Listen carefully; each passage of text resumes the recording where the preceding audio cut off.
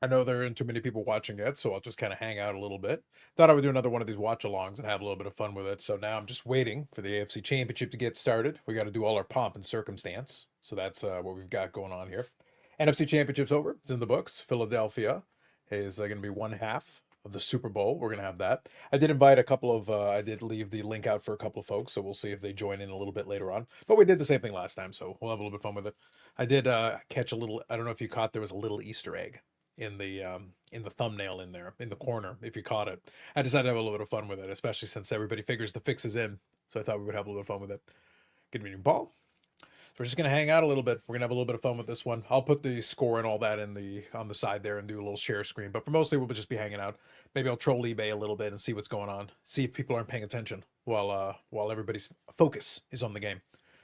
So as people are rolling in and we end up hanging out a little bit, I'm curious if anybody watched the first game or if they had any thoughts with it.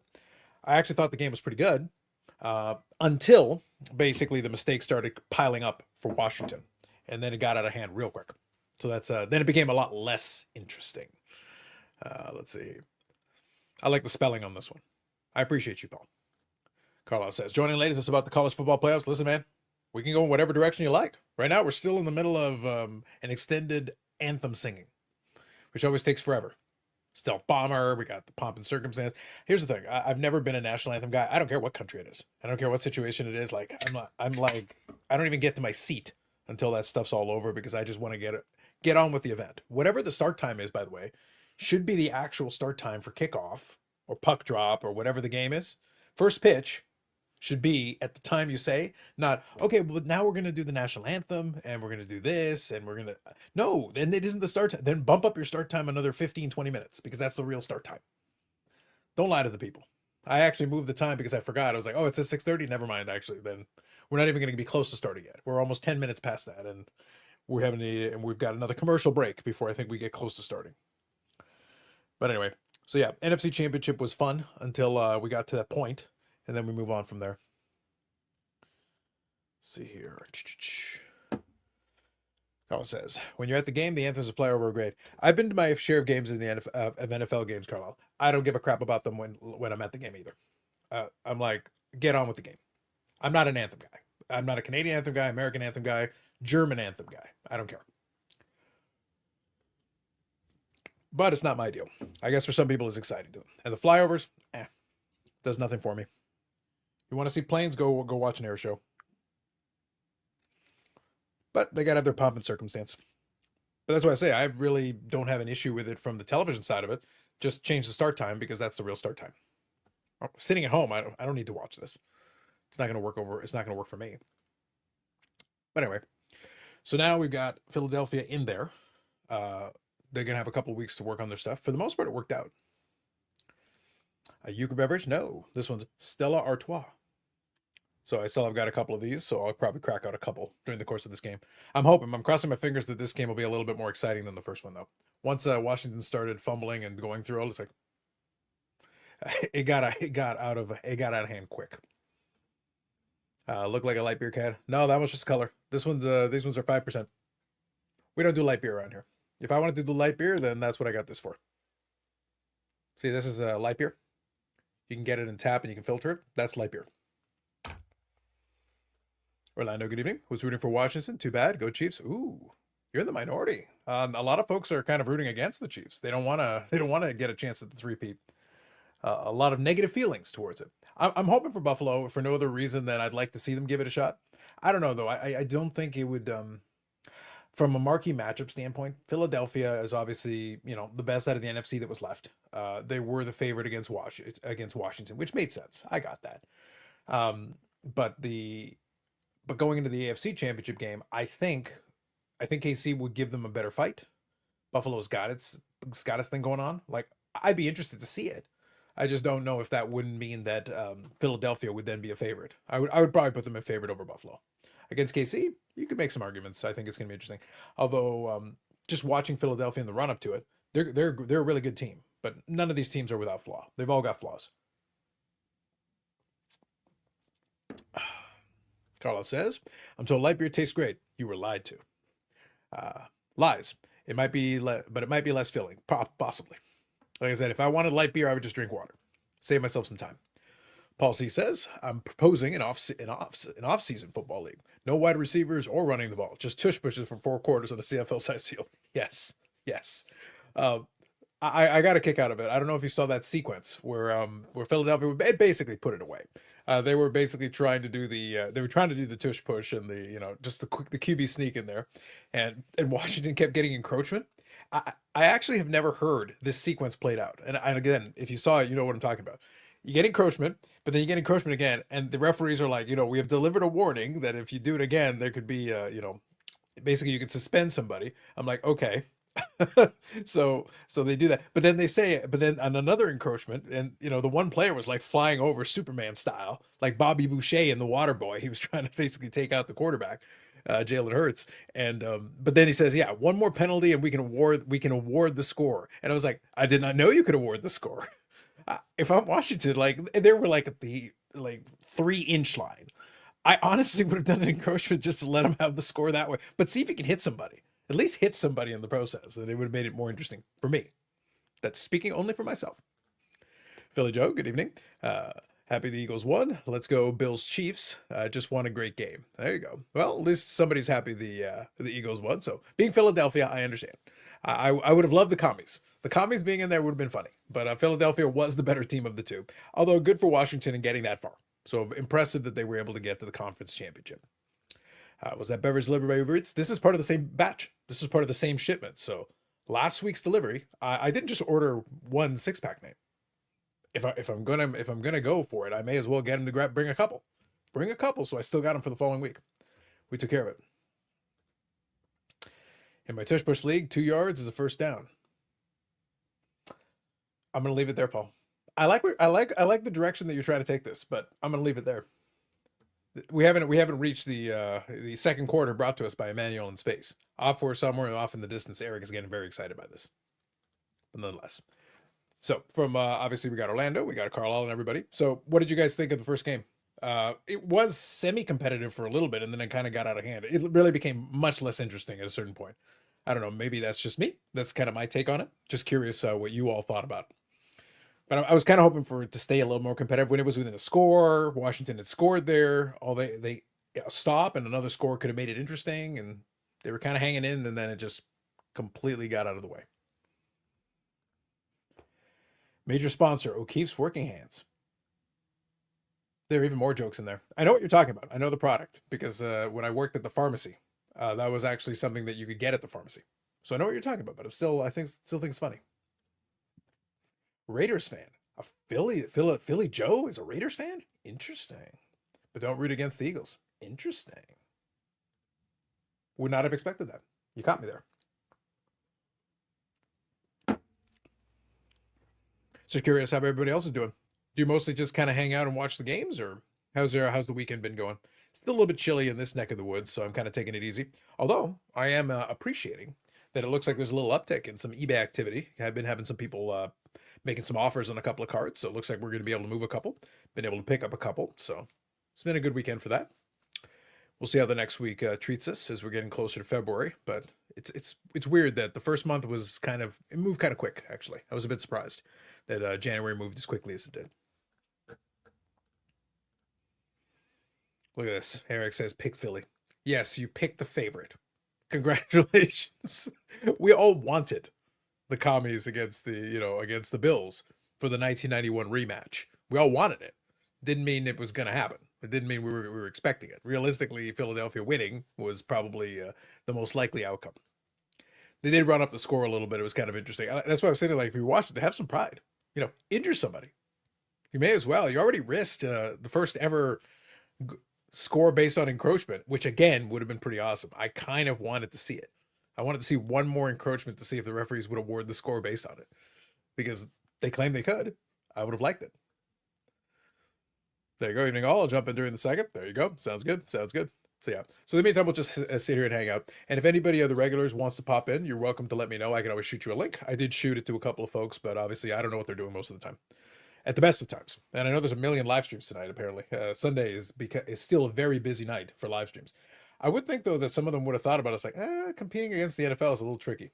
Mind you, we'll probably be later on in the game, and we'll see where we're at. So far, let's see. I want to make sure my video is still synced up. I always have to double check just to make sure it doesn't get out of sync for me, because streaming is always a little bit weird, especially when you've got other windows and things opened up. Yeah, so I've got 12:30 in the first, 12:30 left in the first, so we're going. Kansas City ball, and they're trying to see if they can make the big score. I thought about wearing all the some Bills swag, but everything needs to be thrown in the laundry first, so I actually been down to a fair bit of my fair share of Buffalo Bills games, being that it's not that far. Appreciate it, Carla. The winning touchdown in my Push Six League, the golden push. See, Paul, I can see you're having yourself some fun over there. I see what's going on. Isn't it only like 3? Isn't it only like not even 4 o'clock over there? I don't know. Interesting. Very interesting. Very special.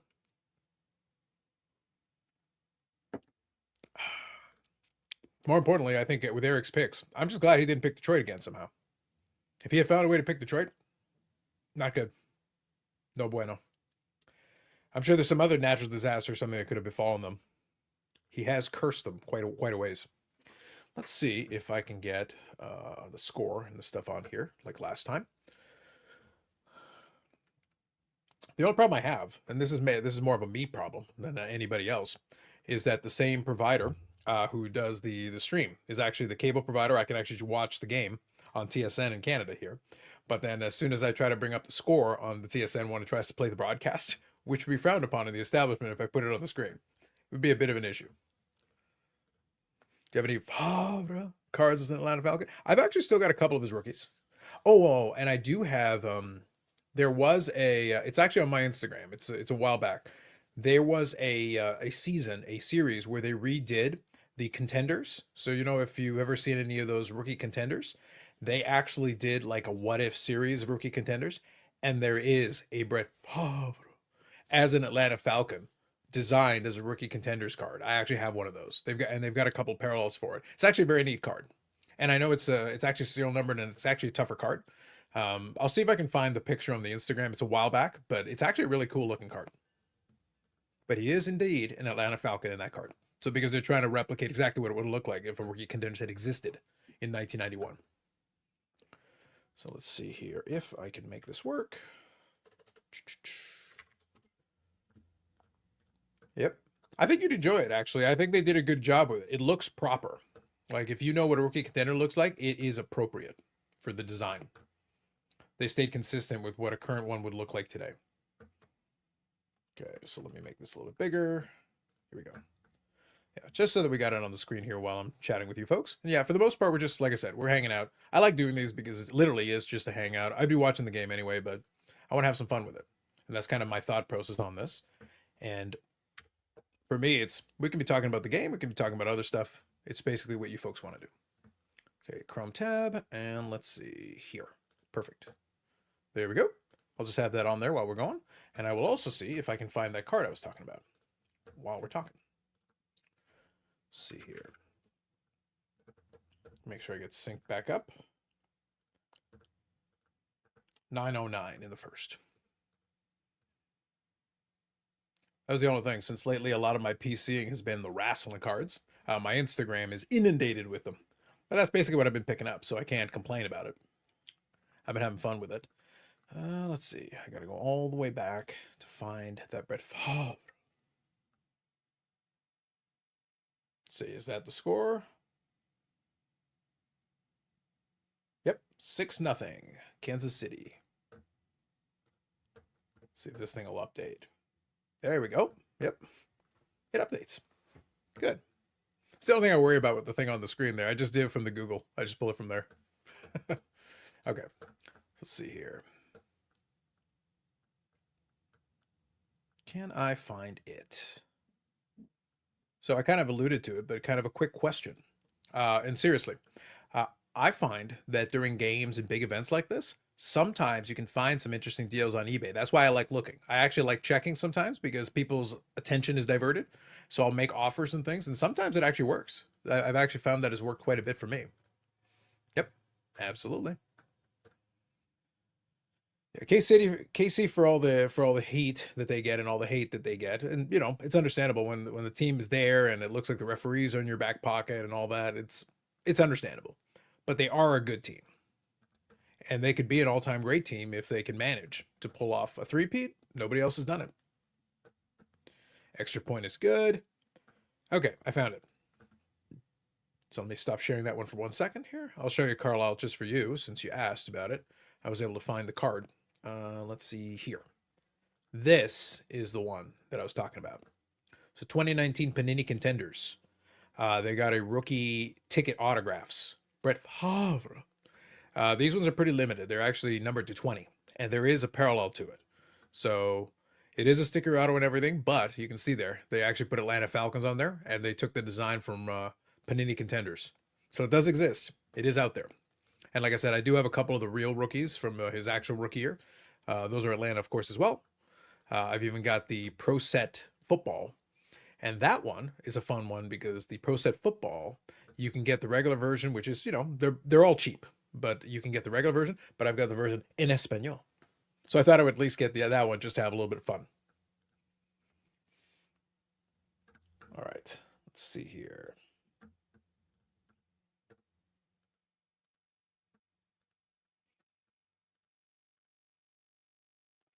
Hey, Am, thoughts on how far Daniel's rookies will fall? I think it's tough because it'll fall for sure. But at the same time, like, was the expectation that he would actually get to the Super Bowl? Like, I feel like they've already overperformed. I think there was some hype for sure. But I don't know. I guess 20% seems reasonable. I don't think you're out to lunch on that one, Ham. By the way, just I'm mentioning it since we're just kind of hanging out. I know you're doing whatever you're doing. You're doing your thing. If you want to come on and BS for a little bit, let me know, and I can always shoot you a link. So just give me a heads up, and I can certainly do that. I think Paul's going to join in a little bit later, but it'll be in the second quarter. So for the most part, we're just hanging out here, crossing our fingers for a good game. That's all I'm hoping for right now on this one. Carlisle says, "Oh, what could have been? Apparently, our head coach was pissed when he drafted him." Yes, yes, that was part of the story behind it. How he ended up with the Packers is very weird. 50% on Daniels. Hype is dying down and not making Super Bowl. I think maybe if we're talking about like here's an interesting little angle on this. So it's possible, but I'll throw something out. I'll throw something out for you. Jaden Daniels is a weird case because he didn't have a full complement of cards during this run. So you've got a situation where, yeah, he obviously went up a lot, but the inventory of different options for him, like he doesn't have a rookie RPA. He's got the Prism and those parallels. He's got that, and he's got some other cards as well. But like he doesn't have like a licensed rookie RPA, and a lot of the big sets that normally you'd be in with Panini, he doesn't have those. So we were looking at it the other day, and I was like, oh, well, that kind of messes things up a little bit because even if you want one, like you are Jaden Daniels collector, you actually believe in him, or you want to pump the hell out of it and take a stab in the dark. Okay, so what are you shooting for? Probably something Prism, maybe like a Prism Gold or something. And I don't know. Those are tough enough. Obviously, it goes up, but the question is, did it go up enough that it can drop 50%? It can, but I think Philly Joe has the right idea. I think his next season will determine that. It'll go down in the short run, but again, I don't think anyone realistically expected them to have a Super Bowl run. But I don't know. That's just kind of my angle on it. Bigger question. How much does Daniels go down if he starts 0-1, 0-2 next year? I think that would be a bigger, yeah, I think that's more in line with kind of what Philly Joe's saying. If they don't look like they've improved, if they actually look like, it was 1 year fluke and nice season for him, but at the same time he comes out cold next year, then yeah, then I think that's when he takes a free fall at the beginning of the season, depending on what he does in year 2. This year, I think he was mostly house money. There were people who threw money into it, but at the same time, like, you can't possibly be expecting a Washington team that wasn't expected to even make the playoffs to go to the Super Bowl. I don't think that's a reasonable expectation. Maybe just me. Carlos says Daniel's phenomenal. However, he's a tiny human being. Not sure he can endure NFL seasons. That's fair. I get you. It's kind of the question you have with a lot of these players if you don't feel like their bodies can take the punishment. And I guess it's just going to be a matter of, can he figure out how to be evasive? Can he figure out how to avoid some of that hard contact? The game's already skewed towards the quarterbacks anyway, to give you flags if you look at him funny. So I guess the question is, can he be elusive enough to avoid some of the big hits? And if he can keep it small, then who knows? He's just got to keep showing flashy signs of life, And again, that team has the chance to improve. So if they can actually be better as a team, it'll probably help a situation if you don't have to rely on him being really good. Plus, they got lucky. They had a couple of really lucky games down the stretch. They had that one Hail Mary that like bounced. I think it was against the Bears. They had a Hail Mary that like bounced, and it was only because one of the receivers was behind the pile of people. He was able to catch it. Otherwise, the pass goes incomplete or it gets intercepted. Like, it doesn't happen. He threw it up, and it was a prayer, and it was answered. Stuff like that had to happen for them to even get into that position. So there was a bunch of upsets. It wasn't like they came in with this dominant team and performed like crazy. They overperformed, and then they ran into a Philly team who was prepared to take advantage of mistakes, and they made a lot of mistakes.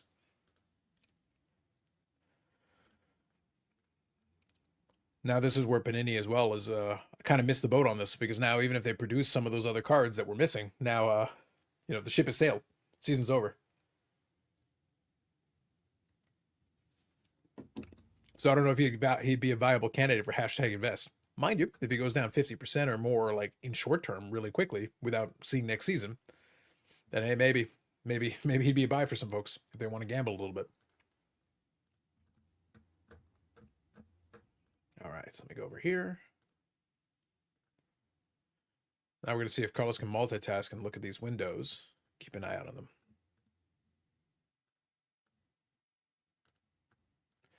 Abu Allen is up roughly 40% on this playoff run MVP possibilities. If he loses that, does 40% become minus 40?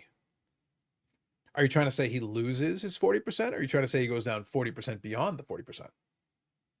Big difference. In the SEC championship game, a Georgia Bulldog sacked him by lifting up off the ground and waiting for the referee to blow the play dead. He didn't want to hurt him by tackling him. I want Billy designing cards. I bet you do. He was already injured prior to the play. Gotcha. We got to see how the math works out, man. We might need some Steiner math on this one.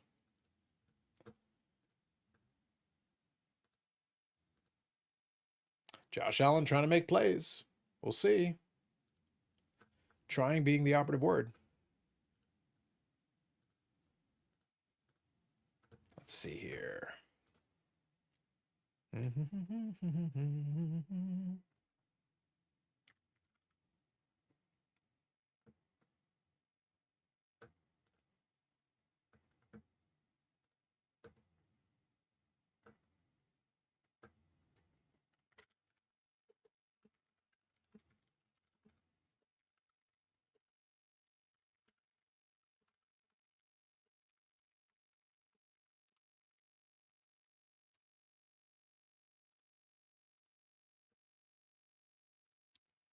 Even Dan, Philadelphia versus KC was boring 2 years ago. I may not even watch it this year. Yeah, if that's the matchup, I wouldn't be too excited about it. I'll watch it, but it's not my favorite option. I had the same issue a couple of years back. I don't know if you guys remember. It was the Patriots against the Rams. Like, even going into it, I was like, oh, this is going to suck. And of course, I'm rooting against the Patriots because, I'm tired of those guys. But at the same time, I was like, regardless, I knew it was going to be a bad game. And it was probably one of the worst Super Bowl games ever. It was basically, it was the two teams deciding who wanted to win it the least. And it turns out the Rams wanted to win it the least, but barely. And even then, they were trying to be like, no, we insist you take it. And the Patriots were like, no, we insist you take it. And they spent the entire game arguing over that and just handing it back and forth, going, no, we don't want it. We insist you take it. Which was not a good game. It was not a good game at all.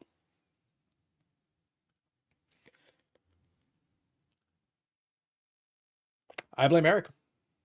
Eric went out on a limb before he even had to.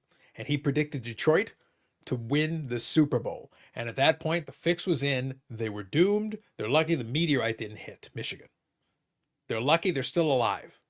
Flash floods, a meteorite, a tsunami. I'm not sure how they'd manage it, but if it's possible, then that could have happened.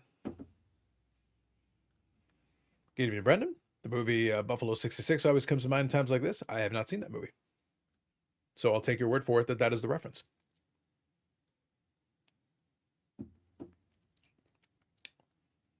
Oh, looks like the Bills are stalled. Let's see. Make sure here that I'm synced up because this thing does get a sync.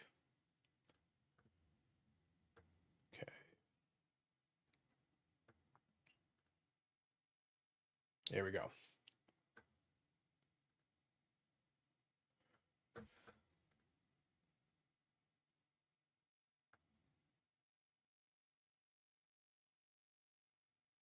All right.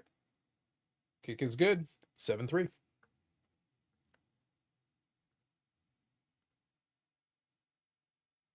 Keeping it close for now. We'll see. I do think that Buffalo needs to score a couple of touchdowns early. I wouldn't want to be falling too far behind.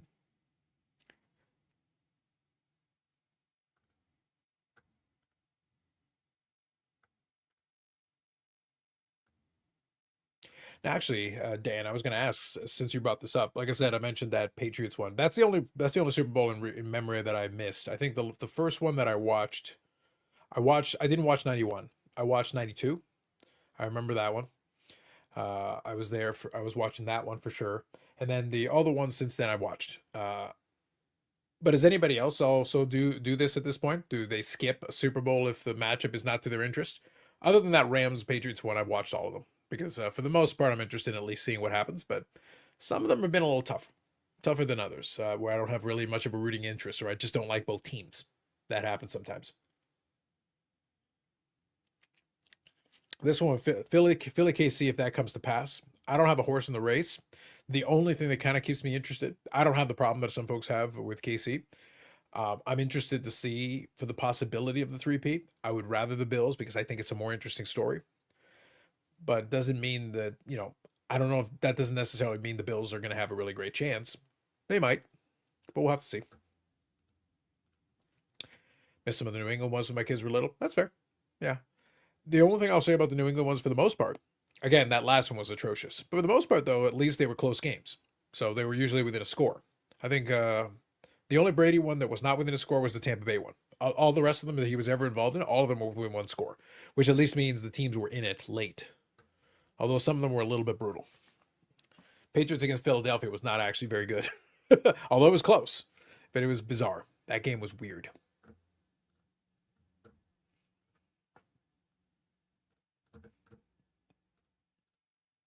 And I forget, Dan, from whereabouts you are. So who is your team? Who is your rooting interest? Not in this game I'm talking about, but just in general.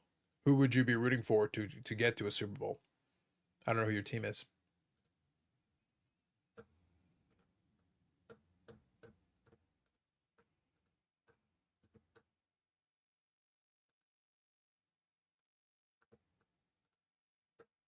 Let's see here.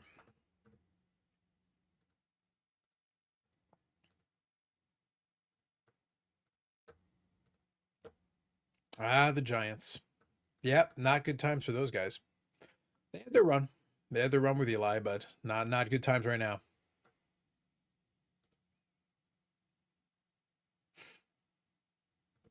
Okay, just keeping up on all the different tabs here.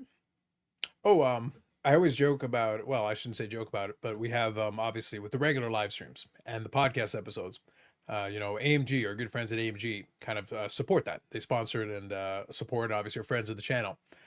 They actually, so not related to that, on the AMG channel. I'll probably put a link to it in the description anyway, just for fun, in case anybody's curious. They actually, on their trade night, they opened up a couple of tins. Well, I won't say tins, I guess briefcases of Panini Flawless WB. Not a cheap product, very expensive product. And they pulled a big time Stone Cold Steve Austin card. I was actually very impressed with it. I did tell him, I was like, well, thanks for the heads up on that one, guys. Good job, by you. When you're good, Paul, just give me a thumbs up. What's up, buddy? How's it going? Oh, just a nice, relaxing weekend. Just watching the games. How about you? That's really all I was shooting for, yeah. Yesterday I got a couple of errands done, but today was just like, yeah. I thought between the two games, I figured this one we'd have at least a little bit negative rooting interest. People going like, please not KC, please not KC. There's a lot of Buffalo Bills fans out there right now. You can see the tagline I put on there for myself. Yep. Let's take a look here. Yep. The wrong team doing the war chant is winning. There you go. Nicely done. Mike here says, good evening, Mike. Not a good first drive for the Bills offense or defense. Good to see him put some points on the board in the second drive. Yeah, right now, I think these two teams, it's like a feeling out. These two teams have played each other enough times where it's like a heavyweight fight where nobody's really going to be able to throw a haymaker to knock somebody out in the first round. but you want to keep it close. You want to be in the mix. You're not going to win it in the first quarter, but you can take yourself out of it if you do something really dumb in the first half. Like Yeah. just hang around, like be within a score or so, and then you give yourself a chance in the second half to do something. Yeah, when it was the first and Washington was going for it on 4th and 3, 4th and 5, I'm like, well, they're in the right spot that it makes some sense. The Bills, when they get in that same spot, I'm like, all right, well, hopefully their defense can hold up because kicking it and going for it are, you know, they're viable plays. Yeah, I think right now, like I've talked about this before with folks. I always joke about it because I say like at this point with almost every sport that I'll watch, I consider myself to be super casual because for the most part, I'm not as invested in as I once was. You really, if you're invested and you're really really watching, you can get into it. But ironically, the sport that I probably collect the least out of the main ones that I collect, I watch more football than any of the other sports because it's easy. It's weekly. We've got our big games, but then for the most part, I can watching the Packers is not that difficult. I've got the package. I can watch all the games. I can watch some red zone, so I'm still watching some of the other games. I'll watch the Monday nighter, the Sunday nighter, and occasionally the Thursday nighter if I've got nothing better to do. So we're covered. But that means I'm still getting to watch a fair number of games. All good. So at least I feel comfortable in seeing what some of these teams are doing. But right now, all these teams left in the playoffs, they're all flawed in some way. It's rock, paper, scissors. You just basically don't beat yourself with something stupid. Just don't. That's the Lions' Achilles heel. They can't help themselves. They're like, I must do something stupid. I'm contractually obligated. And like, you have a good team. You don't need to just do stuff for the sake of doing stuff. Yeah, they ran out of players on defense. It is what it is. They did, but they also get aggressive. Again, Dan Campbell can't help himself. He'll get aggressive for the sake of getting aggressive. Look, you don't need like the pass from the what's his name, the wide receiver, whoever it was, like the trick play. You didn't need to do it. Williams, yeah, that was It was unnecessary. It was unnecessary. And it was just an opportunity to give the other team a chance to stop you. And it's like you did not have to do that. Like you got to chill out. So Danny's saying when the Giants played in 2008, my twin sons were 9, and we had a party in the works. Did the same every year after that. Nice, nice. My buddy used to host a Super Bowl party every year. It's he's got 2 kids now, so that ain't happening. He's a little bit out of town too, so if I wanted to go by there, it'd be a while. It's like, nope, I'm not doing that, and I'm not dealing with your kids. Those are your kids. They're your problem. Yeah. That's I have similar about like 45 minutes away from here. It's like, yeah, no. Yeah. Yeah. He's been a good buddy of mine for more than 20 years. Happy to do it under the right circumstances, but like no. Now you guys have kids, and every 5 seconds they require a lot of attention, and Uncle Carlos doesn't need to be dealing with that. They're your kids for a reason. You keep them. Dan says this may be Mahomes' best team right now. I would say they're playing very effective team football. They've done a lot of things well, but again, they have flaws too. They are beatable. Like my take on it was, if Buffalo ever wants to get over the hump and beat them, this would probably be as good a year as any. Like this is a good chance. Like you get tired going long playoff runs over and over again. It wears you down. Like creates opportunities. Buffalo has a good team. This is as good a chance as any. Philly Joe says I used to spend a lot of time keeping up with the Super Bowl commercials and betting small amounts, like what company will be first. Like everything else, so much exposure and not funny. I used to love my silly prop bets. Silly prop bets were a good time. I bet the national anthem most years. Did you do? So do you do the over under? Yep. Some of the years though, I gotta be honest. Some of the years though, depending on who's doing it, it's easy money. I think there was one of the years it was like it was Lady Gaga or something like that. I'm like over. They had over under the national anthem and over under on Brave. And I'm like, give me the over on both. Easy money, done. Yeah, it's hard to bet the under on that, but if they start getting super long, or you have evidence that they're a quicker singer, then you have a chance at the under. Whoa! Yep. I'm seeing right now. So let's see. I see a flag indicator as well. So jump let's on the see. ball, you dumb bastard! You're not that athletic to pick it up. Just jump on the damn ball.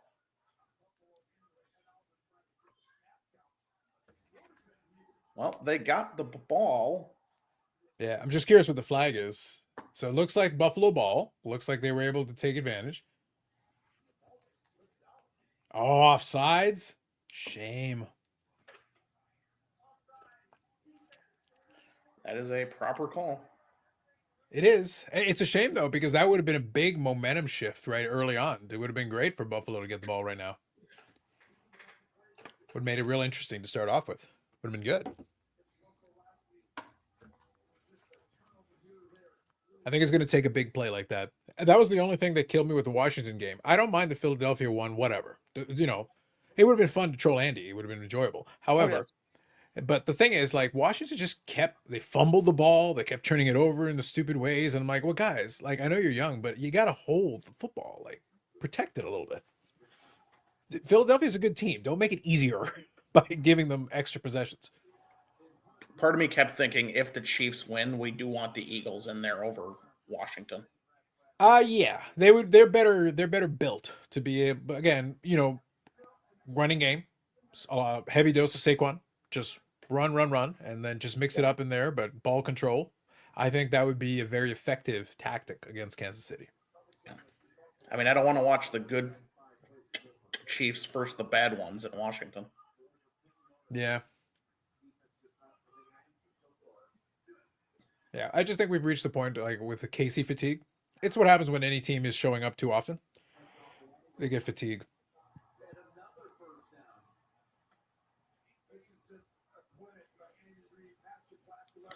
Yeah, I mean, I think I saw something that the Chiefs have had more penalties versus them that help them than hurt them in the last like 10 or 11 playoff games, and the odds on that are just astronomical. Mahomes is trying to keep it interesting.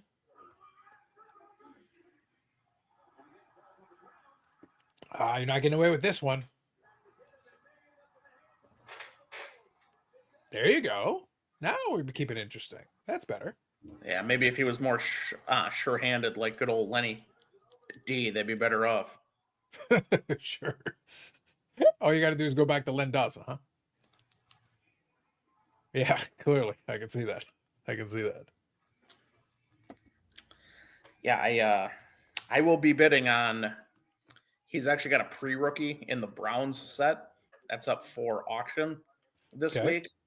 I will be bidding on that because they come up maybe once every 6 months. All right. And it's actually the perfect one because it's a hand cut set and somebody like missed it with the scissors a little bit. So I'm like, ooh, I can get this one for cheaper than what I normally should. Hopefully. Right. I'm like, ooh. So that's all well and good. Like, Paul, I appreciate it. That's all well and good. But I got to tell you, that card, listen. Oh, it's got nothing on that. Like, come on. We're talking gold optic prism. Whoo. Wow. Chef's kiss. Right there. Let me tell you. Just curious, what'd you pay for that? I don't remember. I'll let you know in a second. I'll pull it up. I'll find it. Over under $30. It was probably more than it should. Here, Paul, I'll tell you, just so since it's a hobby topic, we can bring it up. I love this Chosen Rosen collection so much that I will overpay. Like, to me, all of these should be like $1. Honestly, they should be $1. Like, let's be serious for a second. It should be. Like, what are we talking about? You know, it should be like the melt value of the PSA plastic is what it should be for that card. Let's be truthful. I don't mind paying a couple bucks for it. Let me see. Now, I want to double check if I bought this on eBay or if it was on ComSeat. I'll double check here. I'll find out. You know what the sad thing is? If you just put Rosen into your purchase history, you don't just automatically have it as like the first thing. It's like, nope, I got to scroll 30 things. Like, well, I've enjoyed, like, look, here's the thing. People talk about collecting whatever, real collectors collecting for, value. I'm collecting Josh Rosen cards, dude. You cannot argue I'm doing this for #invest. Sorry. You can't. It's just throwing money into a pit. It's like buying a boat with a hole already in it. yes. Like, what are we talking about? I'm literally doing it because it amuses me. That is all. That is the only reason I'm doing it. Let's see here. It's like buying 1977 O-Pee-Chee Booby Yours. Yeah. So here's the thing. That one was from ComC, but I did buy it on eBay, and it was an auction. And I'll tell you, and I cannot explain this. You guys maybe can tell me. I don't know. I actually had to outbid people for that card, and it was $75.89. Set collectors. I maybe, but I'm saying I actually had to outbid other people. Other people bid on it. Otherwise, I would have happily bought it for like the min bid. But that was not an option. And the people that bid against me had 287 and 1,520 feedback. There is no zero feedback bidders here. That is not being shilled. Somebody was bidding against me. I don't know what to tell you. So I got nothing. So yes, it was way more than it should have been. But as soon as I saw it, I was like, I must have it. It must be mine. Do you know what the reason is that ComC eBay purchases have the 10% fee? Oh, for the ComC puts on top of it, like for Yeah. buy it now versus just buying on the platform. If you win in an auction and you just want to like port it over, they have a 10% fee. 10% fee from the ComC to actually port it over to the account. Yes, from eBay to your ComC account.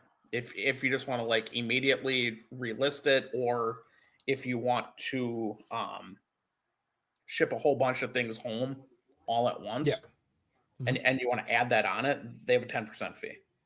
And Oh, that's it. It's strictly because it's strictly because they like they'll treat it as a processing fee, but in reality, it's a way of generating some revenue for it. It is for ComC, it's a nice thing to have that you can have it on both platforms, so you can you're indirectly cross posting it, so it's good for them financially. But the truth is, like, yeah, it's them recovering some of the money because eBay takes its cut no matter what. But they like trying to recover it. They'll put a fee in here. Anything that relates to eBay, they'll play around with it and put a fee in there.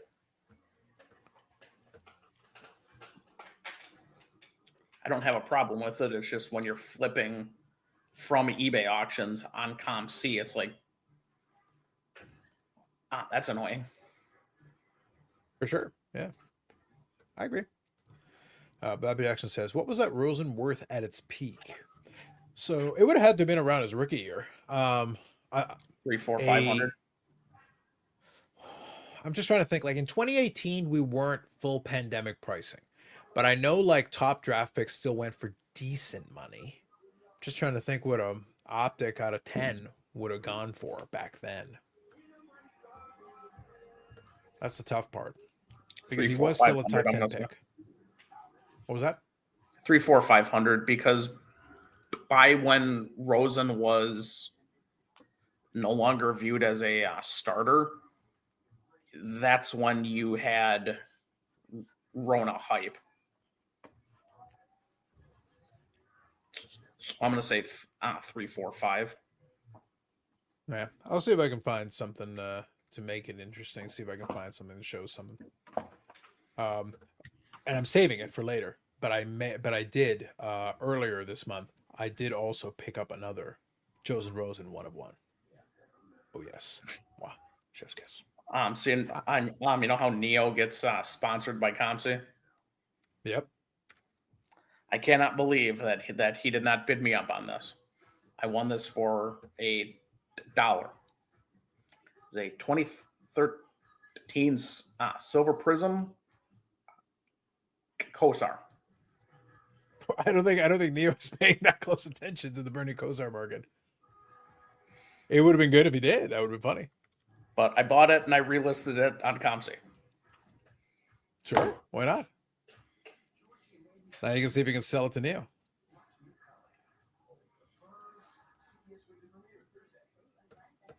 But yeah, it's one of the things I do is I'll keep a saved search for ComC football auction listings, and anything that I think can go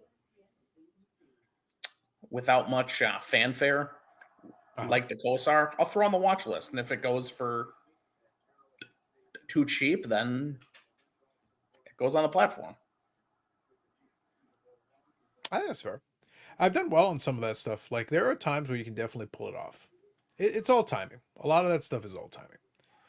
The ones that have been eluding me, it's funny because I'll still keep my eye open, but the ones that elude me is that Rosen for that year does have a downtown and he does have a kaboom.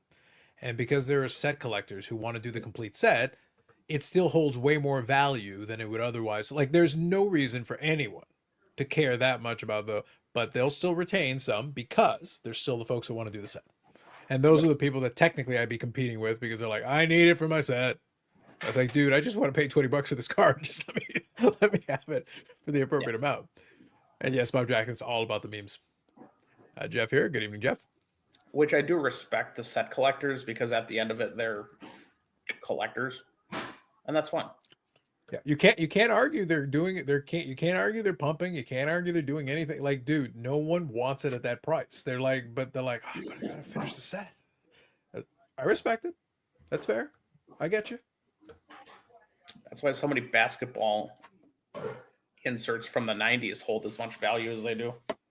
Mm-hmm. Nobody actually gives a crap about Allen Houston, but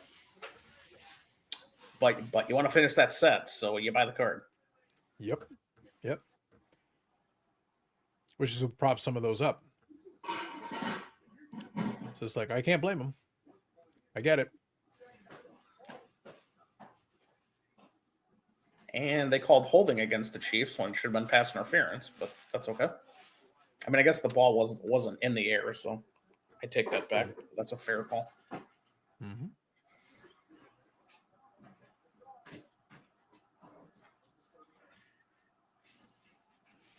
First quarter moved pretty quick. Not too bad.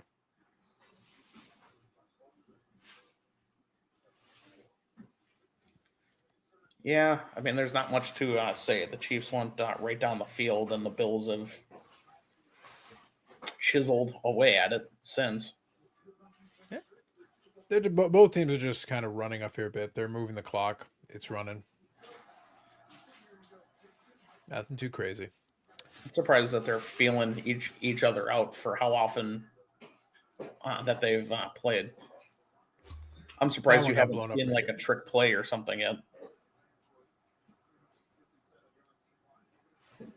Oof. Yeah, that one got blown up completely. That play was not good.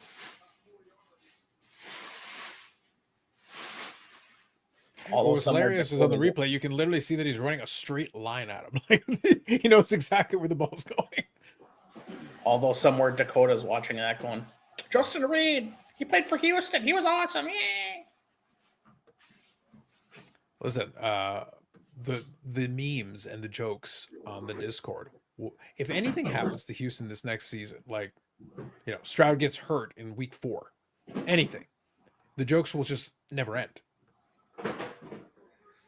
Or like the Saints don't lose by 30 in any of the games they play. I don't think you understand. Arch Manning is coming to New Orleans, and so is everybody else according to Dustin. Yeah, he's not eligible in the draft this year, and he's not that good. But tell me the truth, Paul. Be honest with me. Be honest with me. The greatest thing that could happen is for him to become eligible in the next year or two, for him to get drafted by the Saints, and for him to pull an Eli. Be like, nope.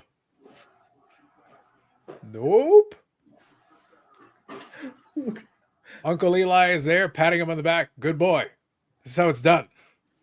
I'm not sure what would be funnier if he went first overall and he sucked, or if he went first overall and he pulled an Eli and went somewhere else. That's what I'm saying. Number 2, option 2. That's way better, like infinitely better. Literally, Eli standing in the background, like in the group shot. He goes, nope. He's pulling into the Kembe. No.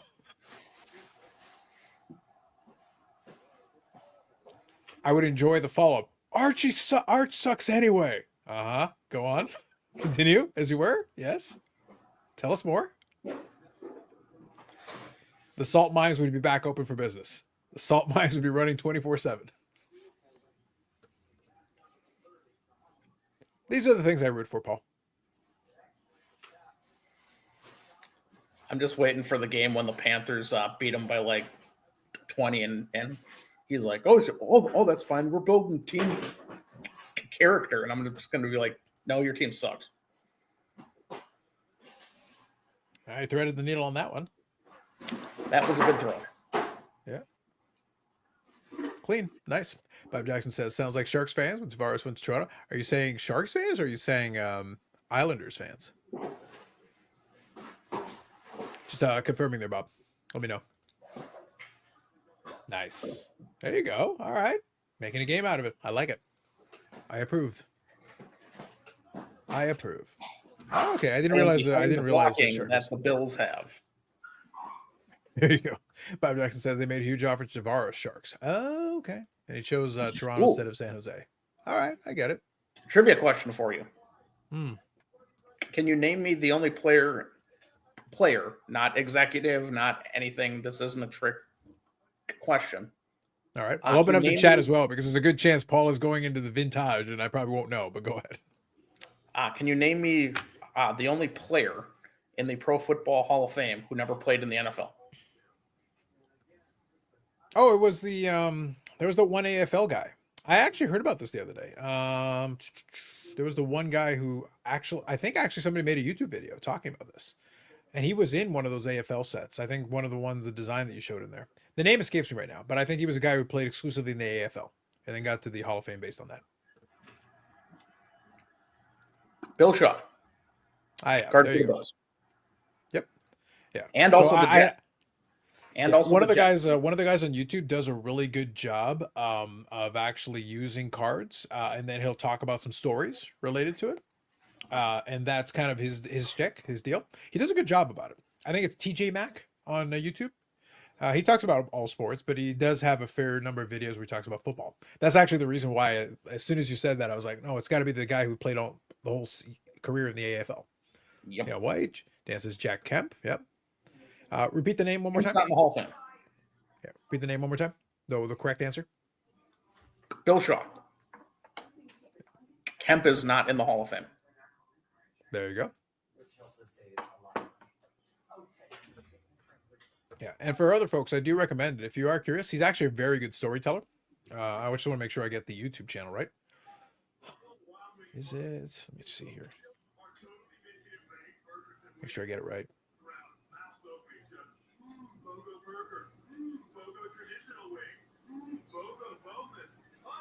Yeah, it's TJ Mack, Vintage Cards and Nostalgia. So TJMAC, Vintage Cards and Nostalgia. If you check out some of his videos, you'd actually enjoy it. He's really good.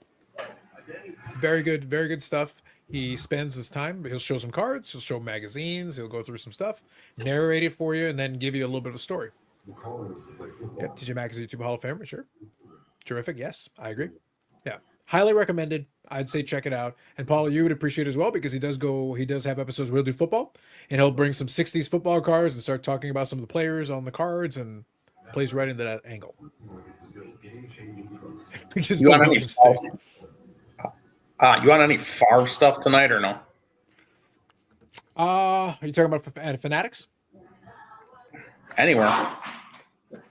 I did win something the other day. I had a couple that actually came in the mail. I was actually looking. I highlighted a few. Actually, thank you for reminding me. I got to see what is up right now.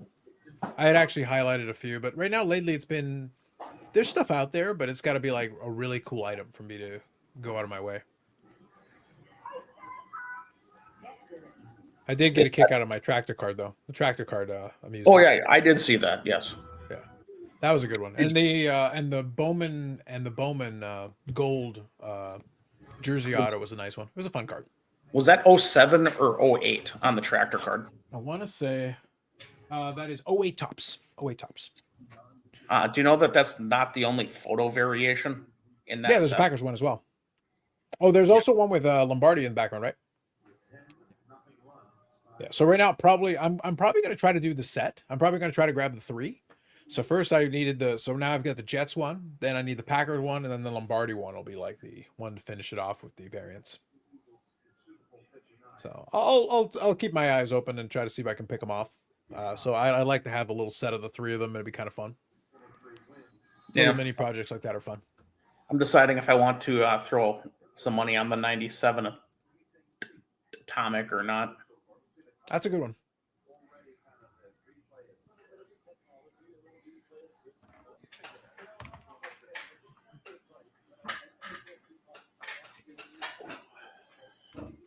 Josh says, "Go Bills, go!" There you go. Yeah, my problem is that I've still got my attention a little bit divided. I've been doing a lot of my wrestling, so I've been picking up a bunch of stuff for that. And I'm like, all right, let me have my fun over here.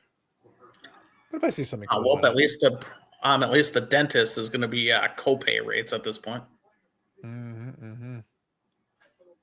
We'll see. Right now, it's a full-on rumor mill, which is very enjoyable to me. I'm sitting there like, all right, guys, like, do we have like recordings inside? You're telling me what everybody's feeling about everybody. Like, who the hell keeps talking? I'm like, I'm a little dubious every 5 seconds, like, especially when someone is barely around. How could you have such strong feelings about somebody who's barely been around for a year and a half? You got all this reporting now today. Okay, say so. I'm not saying I feel one way or the other, but she raises the ceiling of the promotion, and that's sorely needed. Well, the thing is, to make a long story short, her best value is as a character and as a talker. In ring, that isn't her best value. If you want to use, so that's a Tony Khan problem that you're not. It's like playing somebody out of position and then wondering why it's not working. So, well, why don't you play them in the position they are actually good at? Like, use them for what they're. Take advantage of their strengths, downplay their weaknesses, and then you'll get the maximum value out of it.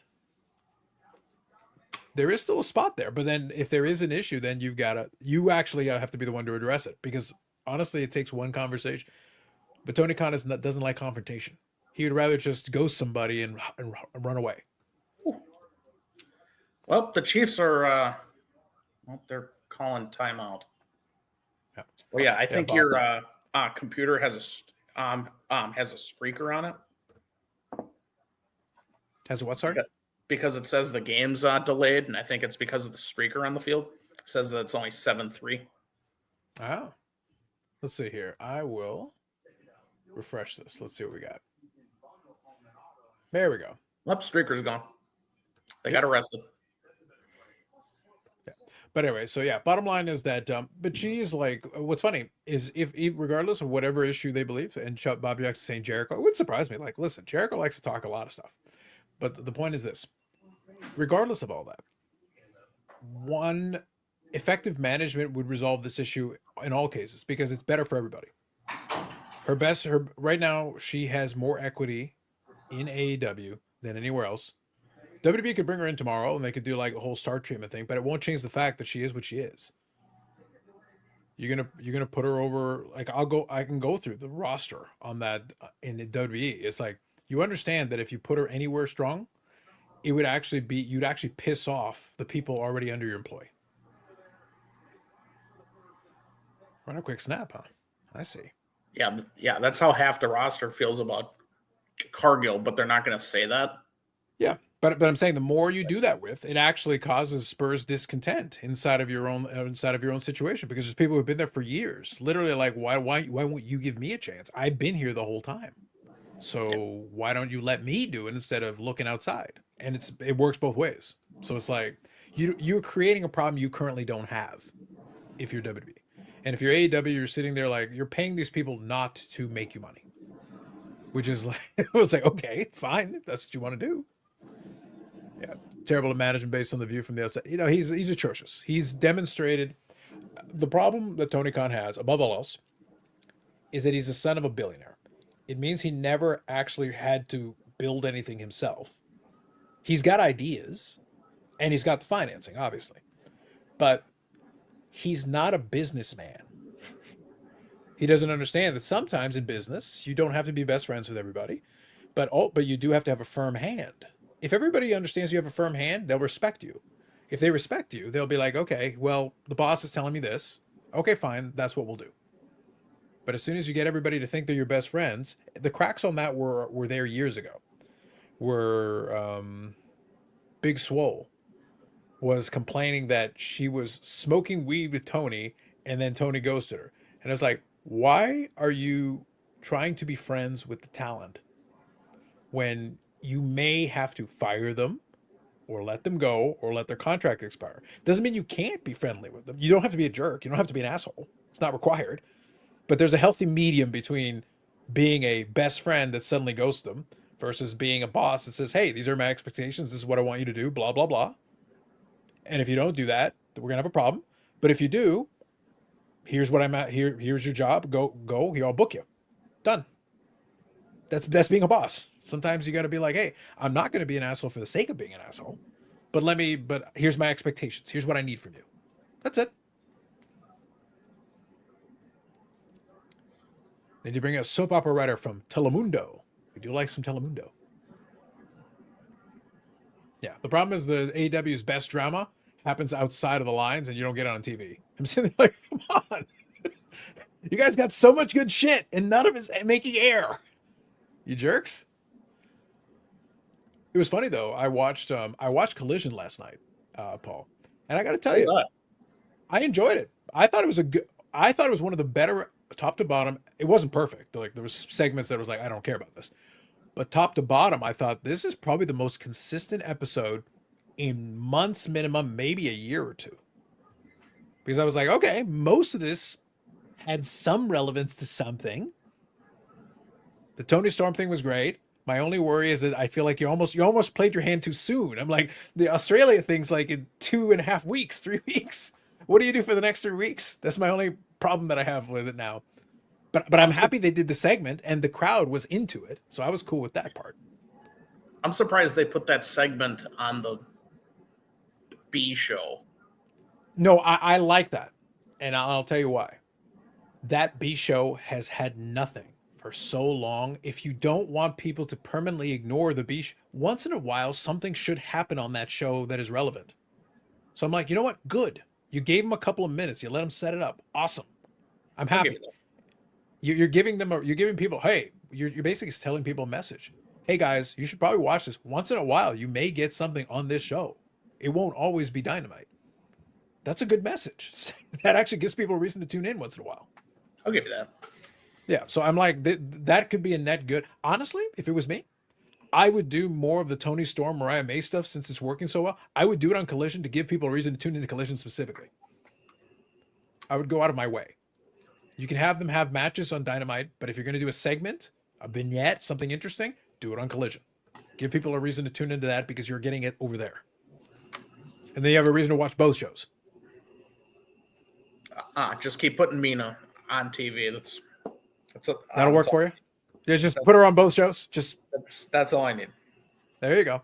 Michael Ham says, Tops did bring back the digital card app. I'm excited. It says on my cards here.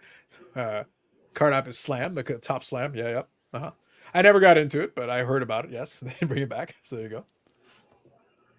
So all I'm getting at, Paul, is that I think if you give people a reason, give them something on Collision they don't get on Dynamite, and I think that's wise. If it was me, I would do like a soft roster split. Actually, I would pick a couple of talents and be like, hey guys, if you want a little more TV time, then do Saturdays, and I'll give you more TV time. I'll give you a couple more matches. I'll give you some segments. I'll give you some promo time. If you're good with that, you're going to work on Saturday for the next 3 or 4 months. Okay, great. Didn't they decide that they're getting rid of Collision? No, it's the Friday show. Oh, was that the Friday show? Rampage is the Friday show. Oh, okay. Yeah, Rampage is the one that went away. You are correct. Yep. Which is fine. Rampage, once they gave up trying to do anything with it, and it was just pre-taped stuff. Like it was like, well, guys, then there's no reason for anybody to. It was 10 p.m. on a Friday, and it was pre-taped. It's like, why do you think no one's watching? Yeah. I would skim through it just to see, because there'd be the odd match that I'd enjoy. But again, you can skim through it. You're not actually watching it. You're going like, oh, there's a match that I'm interested in. I'll fast forward to that, watch that, and then click off. Yeah. That's basically how I feel about Collision or Rampage. Yeah, the Rampage. Saturday night show. Saturday or how is I feel about the Chiefs getting Saturday's in the end zone right now. That's unfortunate. Yep. Problematic. Shame. Yeah, Xavier I put Worthy. on Saturday night's main event, the W show, and I was watching the Devils on the laptop.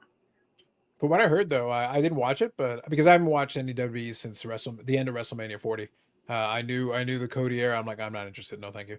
But apparently, Saturday Night Main Event, like from what I heard, the Rhea match was good, but otherwise, it was pretty meh. So my setup at home is I have the big screen, and then I have like a 40-inch TV, and I got the laptop. So if I'm just sitting on the couch, I can literally watch 3 screens at once. Yep. And it's like, well, you know what?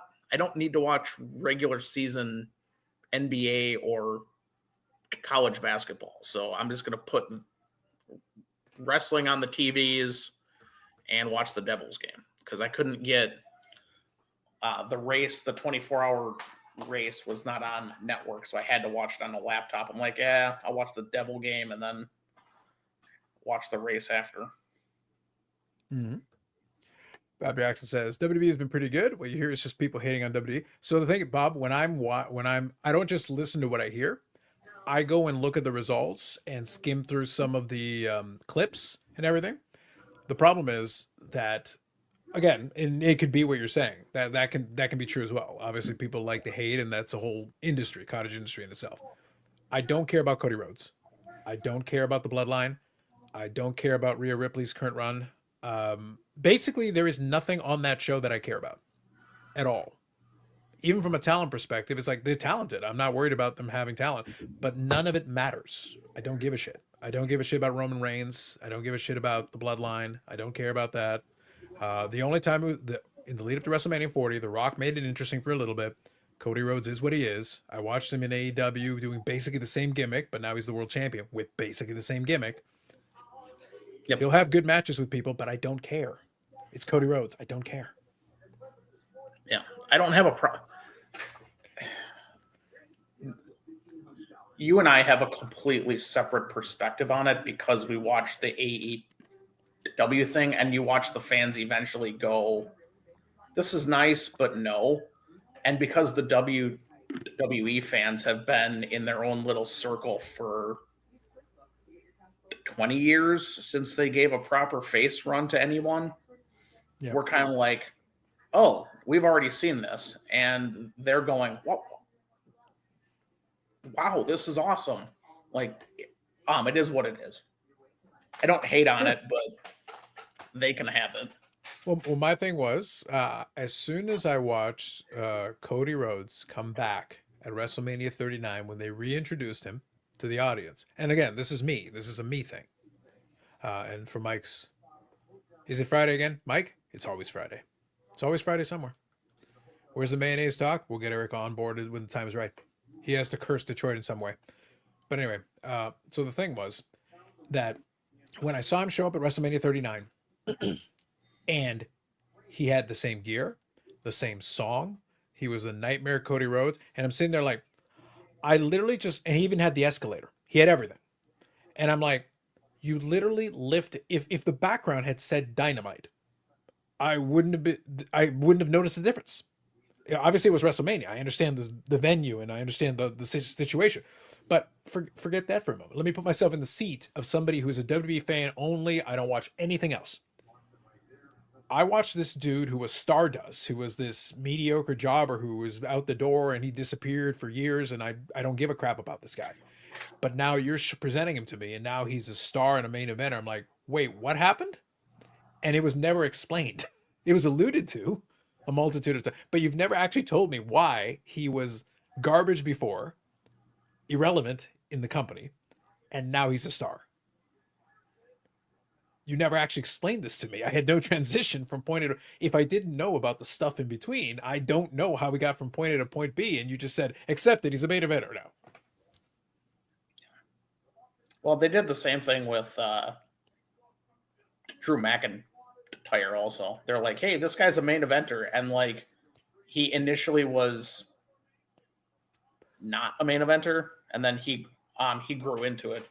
So yeah, I mean, but when Drew McIntyre came back from being released after 3MB and all that stuff, yeah, Drew McIntyre looked like a different human being.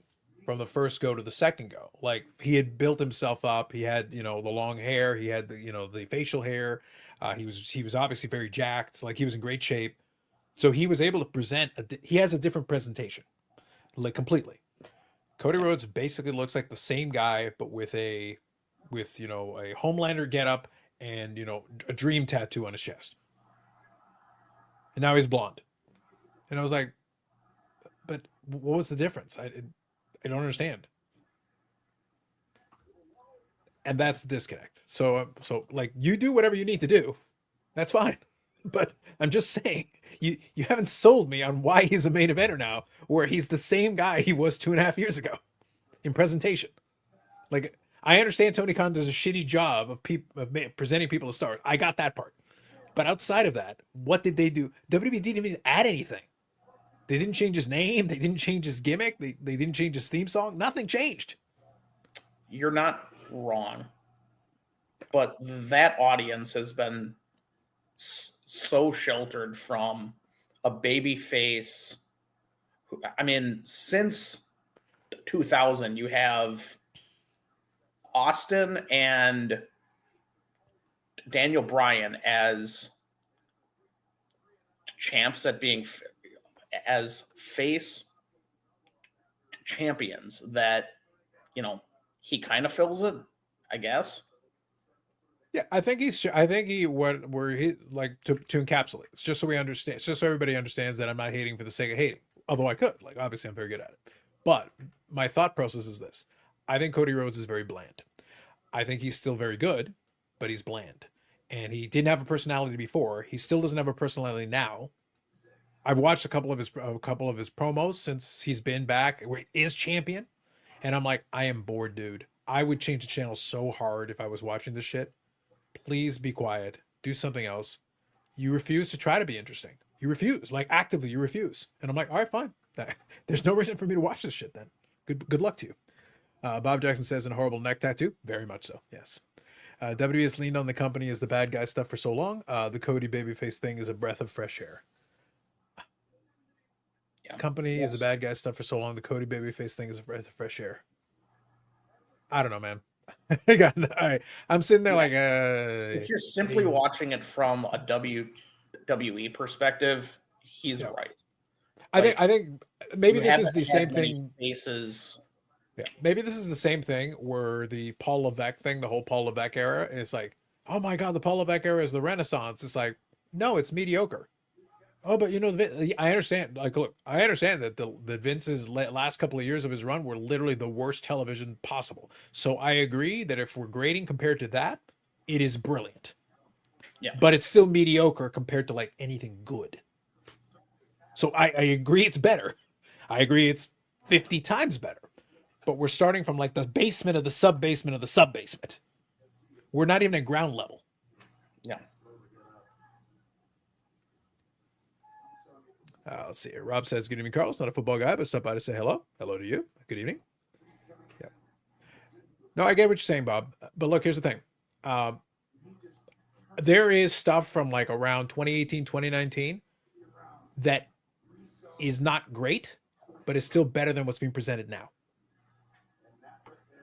Because right now the my indicator here, I'll give you guys what my indicator is. Once we reach the PVR era, the era where PVRs are available, I would put on Monday Night Raw and SmackDown, and I would record them, and I would watch them and go through. If a segment was boring or stupid or pointless, I would start fast forwarding. Raw was a 3-hour show, and SmackDown was a 2-hour show. So what I do is I start hitting fast forward every time. There would be one of these things. You reach the point in the last couple of years, even before Cody Rhodes showed up, and even after Cody Rhodes showed up, where I would start hitting fast forward, and I would watch about 5 minutes of a 3-hour show because the rest of it was garbage. I don't care. It's trash.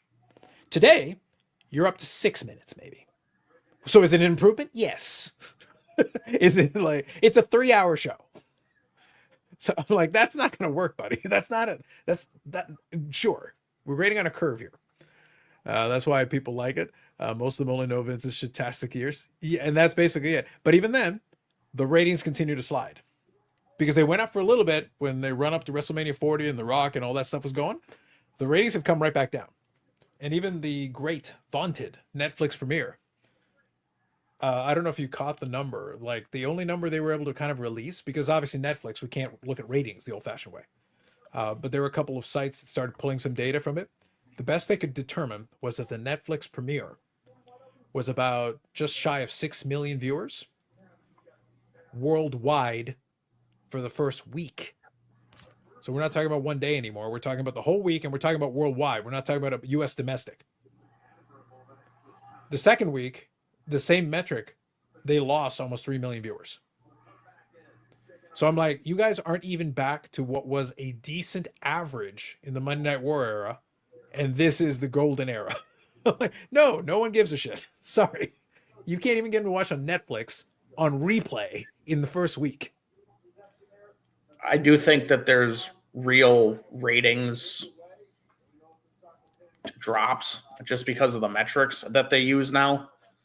It's a hotter product than it has been, but I would like to actually see the financials on it to say. Well, I think you've got. So I was actually having this conversation on Instagram the other day.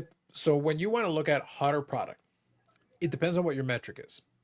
If you take the end of Vince's run when things were at their worst, they were struggling. They were like half empty houses, and then they had that sellout streak and everything leading into WrestleMania 40. They're still drawing strong houses, but they're already down from that. They'll still do close to sellouts in a lot of venues. Depends on the market. Some markets better than others, but they're still doing decent numbers in some of these places. But then if you say metrics, they say, oh, but we're the most profitable. Yeah, but you're also charging more money for a ticket. So like the Netflix premiere, I think they had 17,000 in that arena. And they said, this is the most money we've ever made for a single gate. And I go, well, yeah, this is Los Angeles, and you charge people like $500 a ticket or $1,000 a ticket, something. Yeah, I'm sure you made crap tons of money. I believe you. WrestleMania is 2 nights now, so you made crap tons of money twice. So I believe you are making money, a lot of it. You're printing it at this point. Does that mean the show is as hot as it's ever been? I remember when it was ubiquitous, you were seeing WWE shirts everywhere, even in Canada. You don't see that shit today. No way. But you make a ton of money. So that part, I can't disagree with you. You're making a ton of money. Mike says, beginning to think the Buffalo has become the Houston Oilers of the 70s? Bold. Yeah, a friend of mine was going to Raw in San Jose until he saw the ticket price. Yeah. It's a different story. Like, if, as a viewer, I don't care how much money WWE makes. That does not have an impact on my enjoyment of the program. That doesn't help me. That you are making tons of money.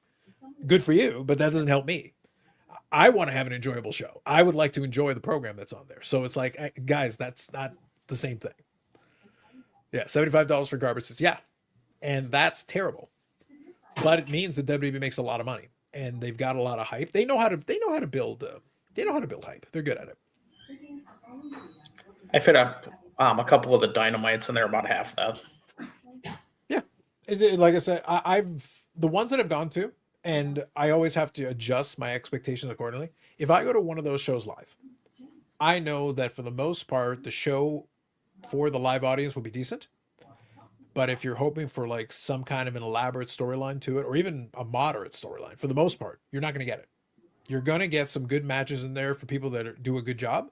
And it can be very entertaining. And live, if the crowd's into it, you're good. That's the other reason, Paul, that I was saying that I actually like the fact that they did that Tony Storm, Mariah May, face-to-face on the Saturday was number one. It gave Collision something that it hadn't had in a long time. But number two, they were in Jacksonville. They actually had a decent crowd who was actually loud, actually responded to things.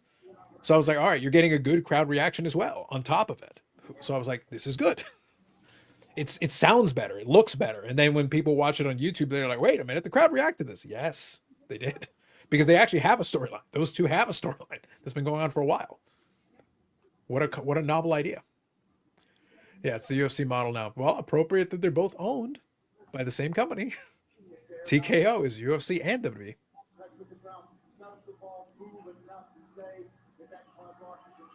All right, so let's see. KC's trying to punch it in. Make sure I'm synced up here. I'm surprised that the call stood there.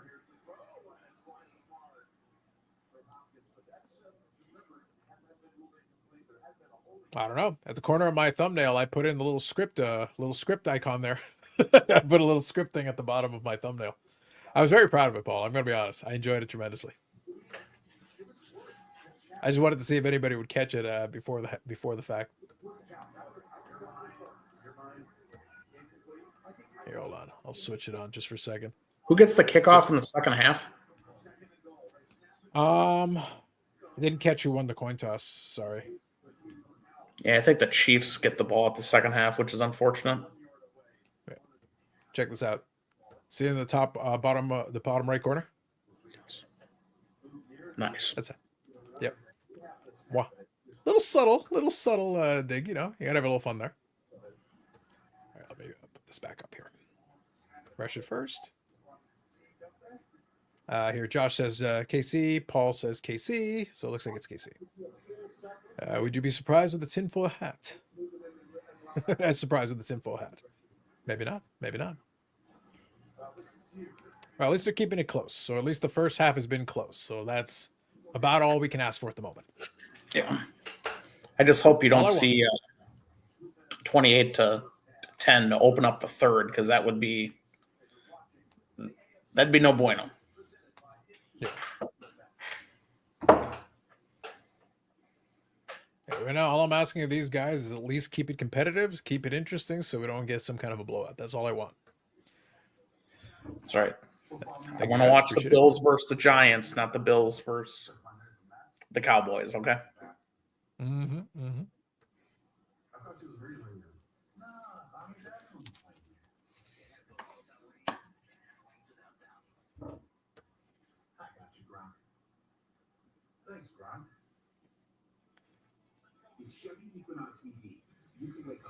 Oh. You said that you were looking at some Favre stuff on Fanatics? I was trying to check. Yeah, I didn't see anything good for this week, it looks like. Looks like this week's a little bit dry. My safe searches have brought up some stuff, but right now I feel like the price is wrong. Right now, that's the big thing for me. It's got to be, it can't just be stuff like, yeah, I could buy that, but I'm trying to be a little bit picky. I want to get some stuff that at least is interesting to me. Yeah, I don't. Right now, it feels like it's a lot of same. Oof. Yeah, I mean, if you want the 97 jersey for Favre, back when jerseys were hard to hit, but okay. I'm not interested in that one.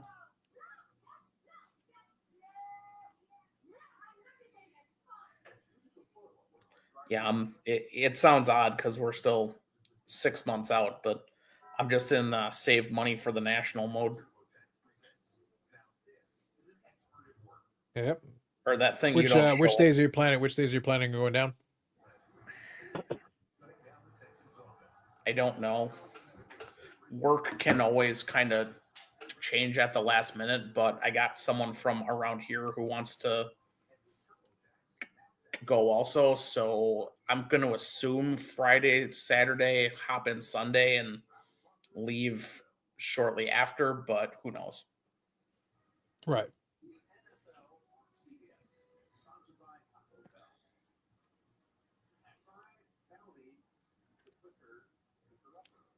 Also, it's kind of odd because I can technically drive home every night. It would suck, but I can make it work. Right.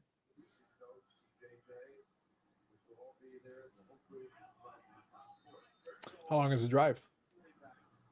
Hour and a half without the traffic. Okay.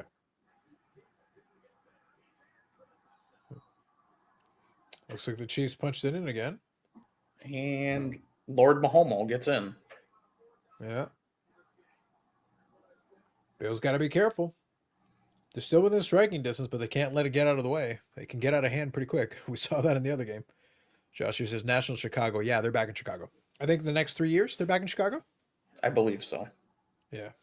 They're pretty much situated. What's going to be interesting, and it's been discussed before, the National keeps getting bigger and bigger with people. So now I think if they're going to go back to Chicago, then they better make sure they've got all their gates open and, avoid the mistakes of Cleveland. You need all the space that is every square inch that can be used for that space. You better use it. Yeah, Zach here says, "What's up, guys? Baseball collector made a video saying hotels are already tough to come by." Yeah, I heard about that. That's kind of the reason why I'm mentioning that. I'm like, my opinion is that if you are a person who does want to go to the National, you might want to make your plans already ahead of time, and you might want to brace for. I hope you're not claustrophobic because you're probably going to be surrounded by people. Yeah, like I don't have one yet, but I don't know if my buddy's making it or not.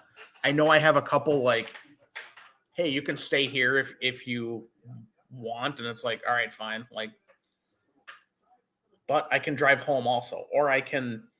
One of the things that sucks is if you want to head like a half an hour, 45 minutes out and get a room, that is so much more expensive in an Uber than it is just being like, yep, just get in the car.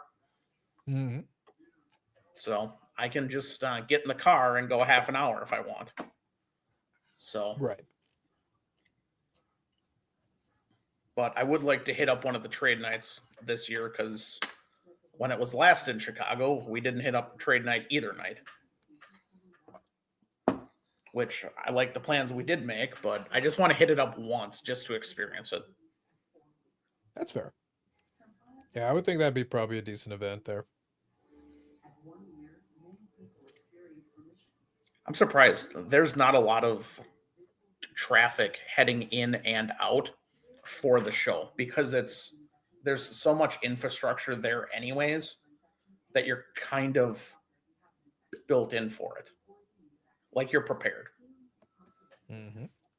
Ham says trade nights are fire. There you go. Yep, everyone's gonna look at the shit I bring and be like, dude, what the hell's wrong with you?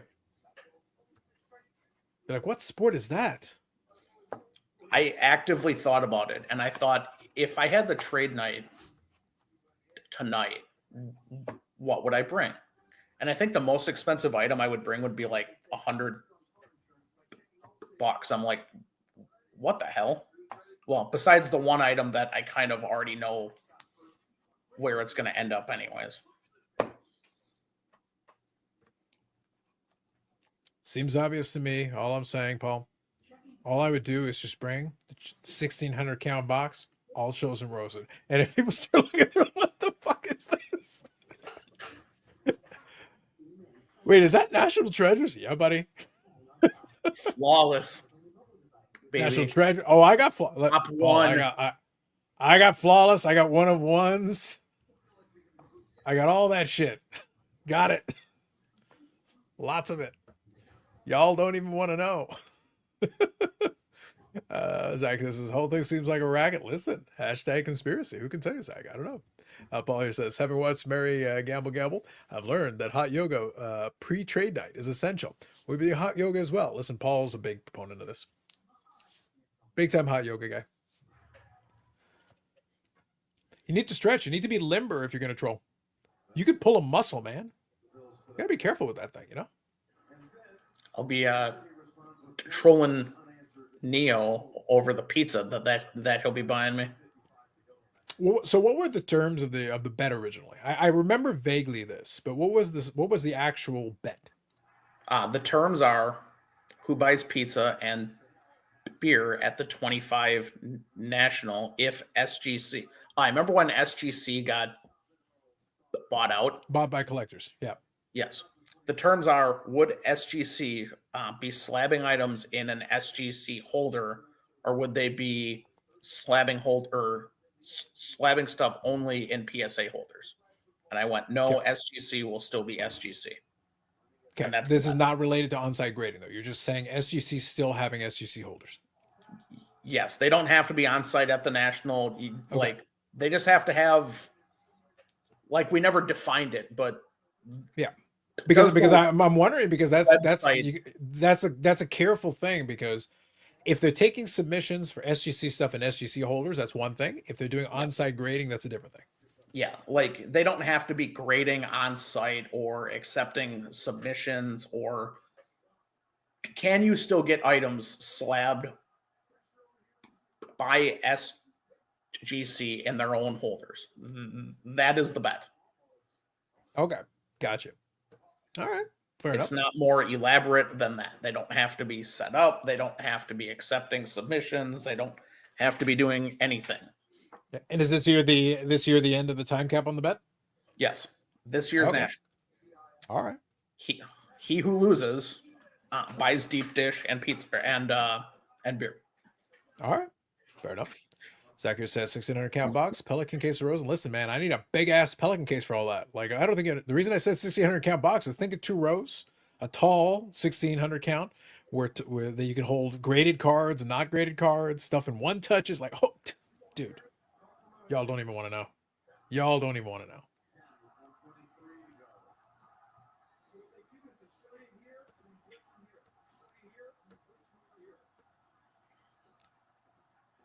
Eric says the call on the jump ball catch was BS. The fix is in for the Chiefs. That is what the script icon at the bottom of my thumbnail was for.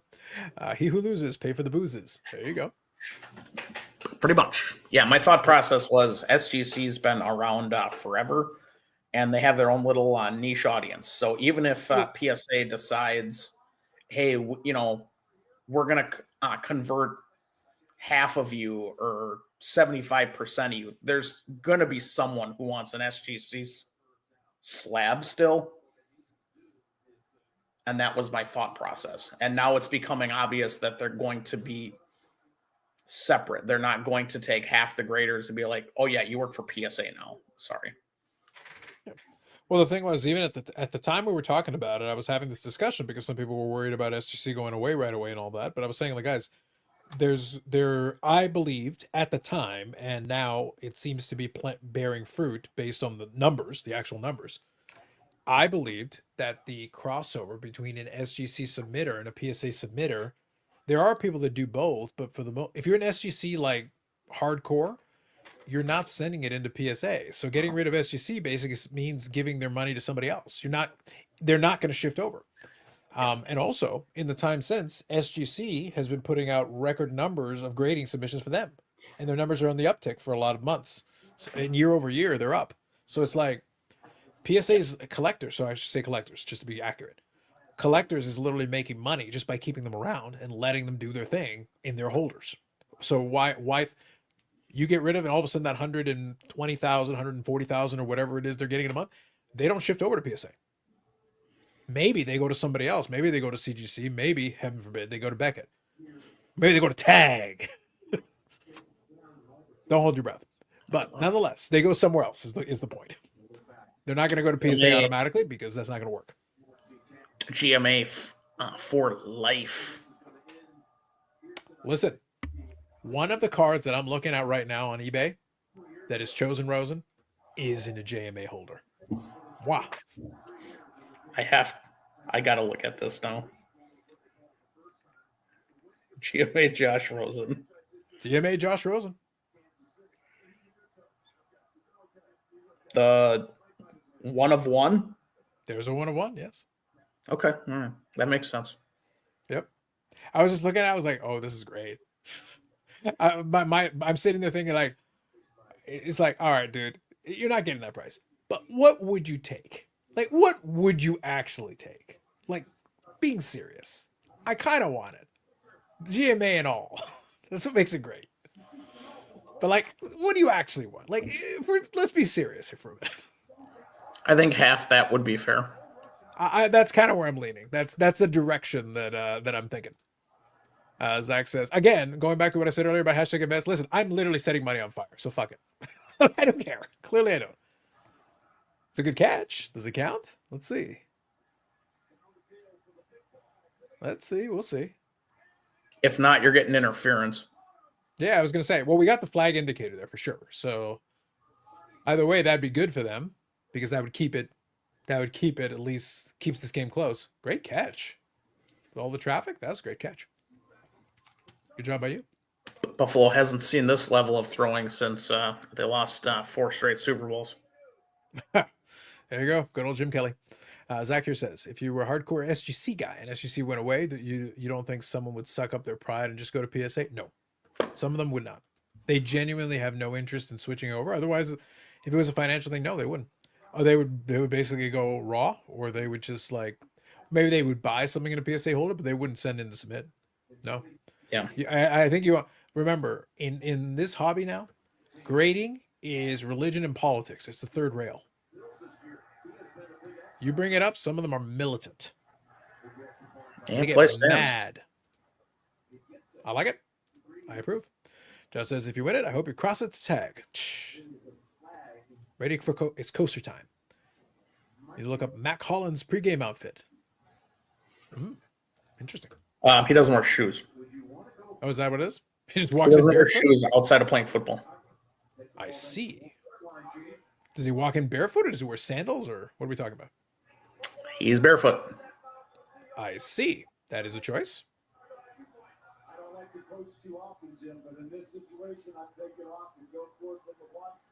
Ooh, that. Ooh. Wait. Oh. I got excited for a minute. I thought Panini was going to use game used stuff again in Flawless, but nope. Not so much. No. Not associated with any.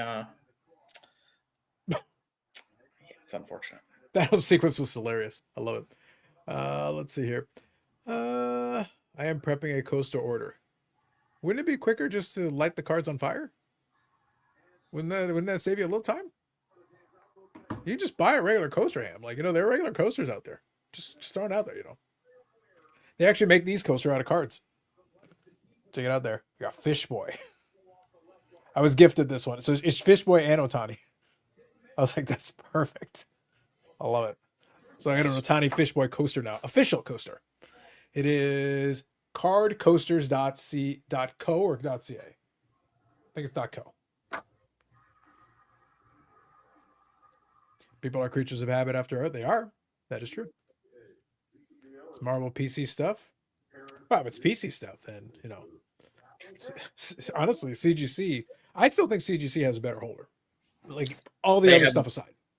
Yeah, they have the clearest holder you will ever find. But you don't understand. It has a blue tint, so the tag guys tell me. I'm sitting there like, you can't tell a fucking blue tint. Get out of here. You just want people to buy your stupid fucking coasters. Get over here. Get out of here. Hold on 1 second here. I do have a CGC holder. Yeah, I've got a couple sitting around here. I can always grab one. I've looked at them. They're fine. I actually have never had any issue looking at them. But again, I prefer them. That's my deal. What kind of Marvel stuff? Valid question.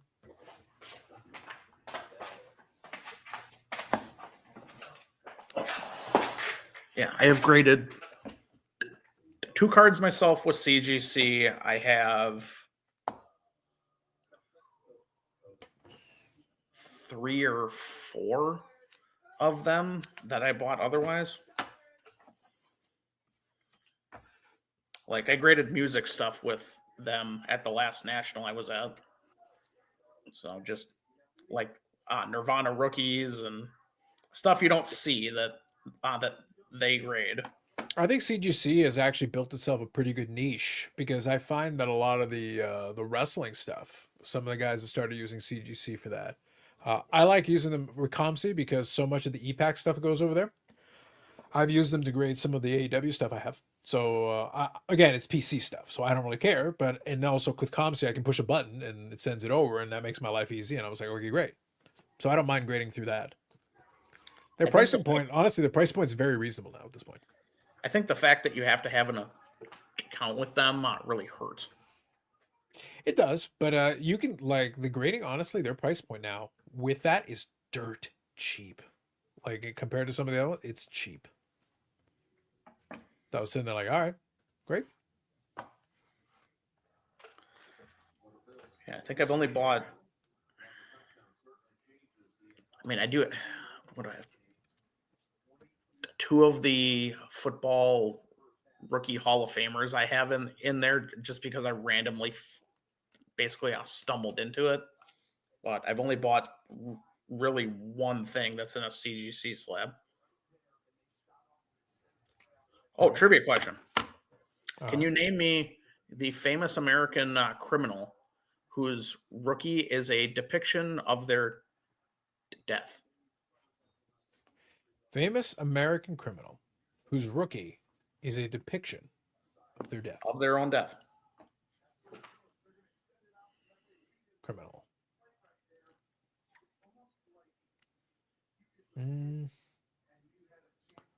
What's the name of what's is it one of those, is it a bank robber?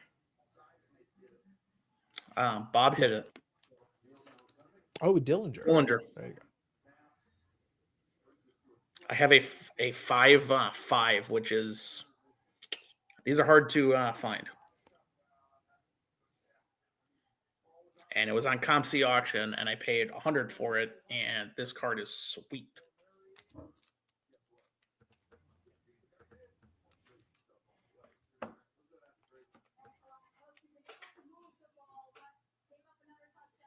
What the? So Ham's message led me to go take a look. There's a tag verified that is with no grade. You literally would pay to have the fucking coaster makers just do a verification. So like authentic only or what?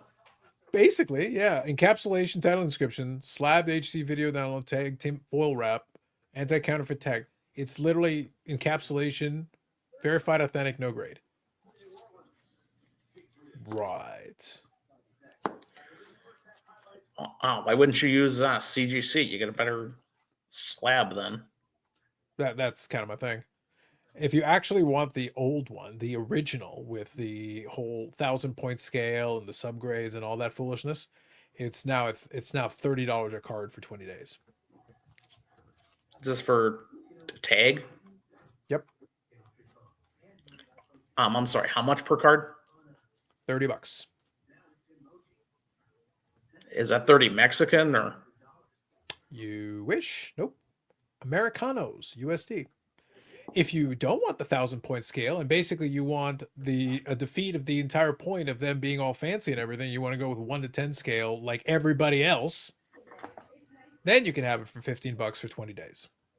But basically you've removed all the stuff, half the stuff that was supposedly 1 to 10 industry standard grade, digital imaging, defects identified of notable grade significance. So basically a scaled down version of it that we can do faster. Anyway, is it a typo? Alas, it is not. You know, one of those tags left for Josh Rosen. Listen, I would not sully the chosen Rosen with such a thing. Only great graders like JMA need apply. JMA and above.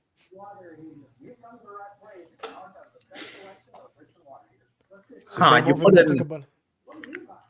you put in Rosen 1 of 1, and that showed up, and you smiled, right? That's how that happened. You're damn right I did. It's hysterical. I was like, listen, that entire collection is for the memes. The memes never end. They don't. It only gets better. You try to get the lowest tag grade ever. Thrasher Rosen said it. This would still necessitate me giving money to the coaster makers. I want the coaster makers to burn in a Hindenburg-like ending.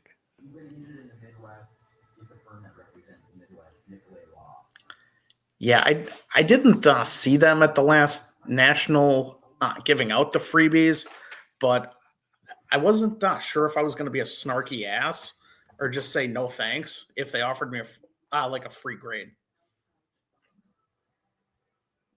Fair. I get it. Who knows? Maybe I bring something shitty so that they can slab and waste their time and money. See, the thing is, if I actually wanted to have some fun with them on their end, then what I would end up doing is I basically would, like, if you really wanted to do some hashtag scholarship, I would bring them some fakes and see if they can actually pick it up.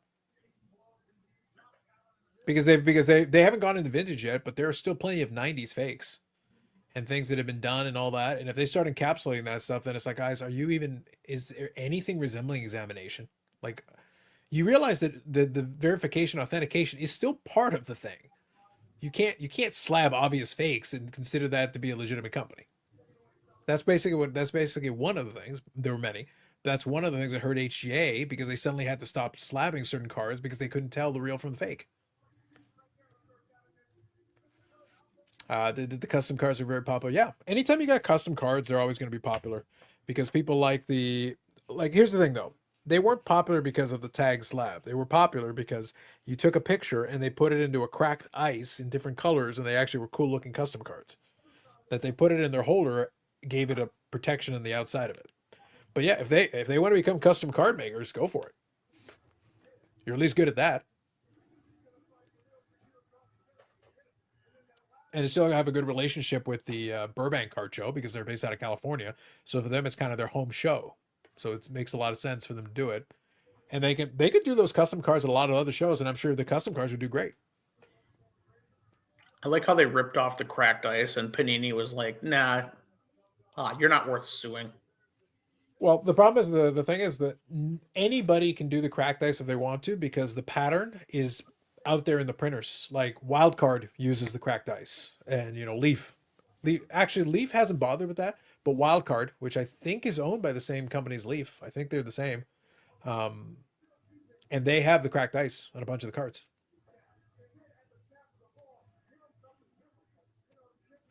Are they the same?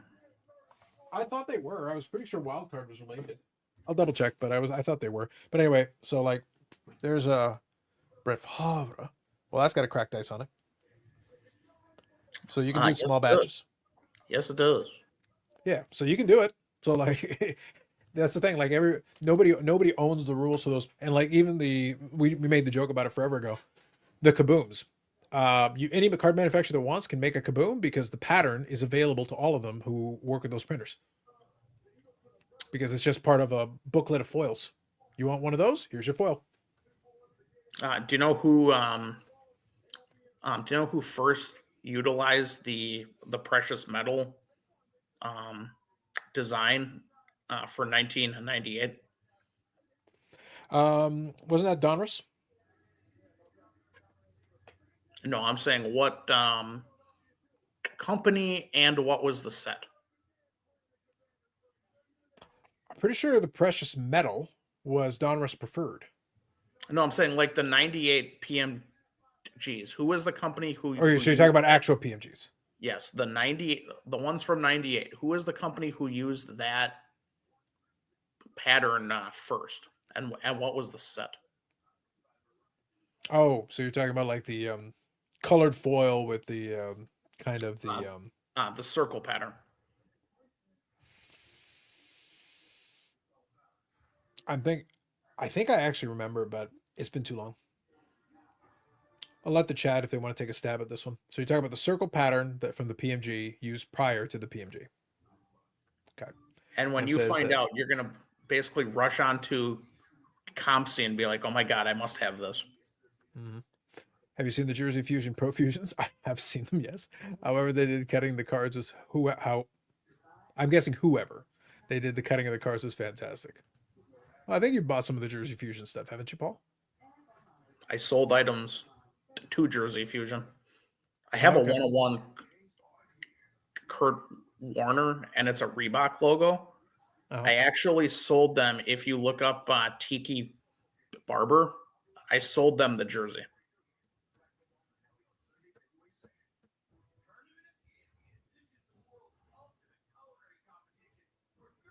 Paul says, I feel like it's UD. Not sure what pattern he's talking about. So when you were saying the circular one, because when I'm thinking PMGs, that's one thing. PMGs was kind of a foil that had a rainbow pattern in the background of it. But when you're saying circular pattern, that's more like a superfractor. Are you talking about superfractor or are you talking about PMG? I just want to make sure because there's just two different things. The circle pattern. Oh, okay. Now I got you. I got to think about that one. Okay, that makes more sense. Who first used the pattern and then what set? Yep. So you guys in the chat, think about that one. I know what he's talking, but now I got to think about it. So far, the chat is 0 for 3.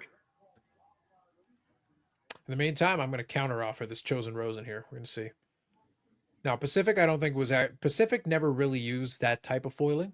They used a lot of stuff, but I don't think they specifically used that type of foiling. I'm trying to think.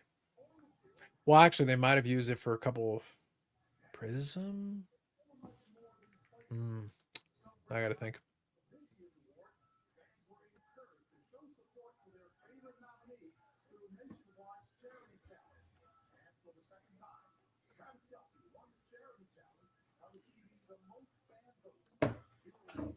Yep, it's Attractive the war. pattern from 98 PMGs, but it was used before that by somebody else.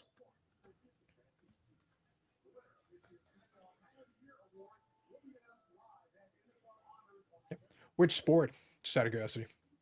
Non-sport, Ah, but the pattern is pretty noticeable. okay. All right. Well, non-sport, I probably won't know too much about it, but I'll leave it to the chat if they want to take a stab at it in dark. As somebody who pumps up the Sharknado stuff, this is right up that alley. Good old Sharknado. This is Impel, 96 Playoff Illusions, Spectre Illusion Holographic, now known as Pandora. I have a couple of those, and that is not it. I pulled a Dion when I was a kid in that, and I'm like, "Ooh, this is awesome."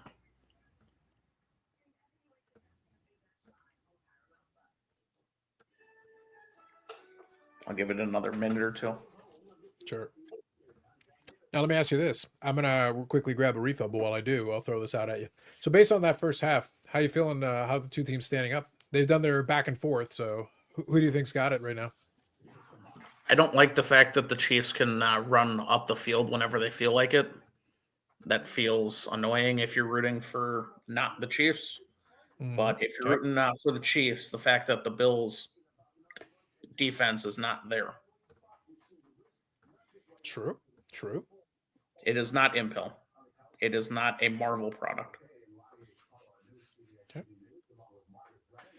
Keep taking shots, Bob. Keep taking shots. Be back in a minute.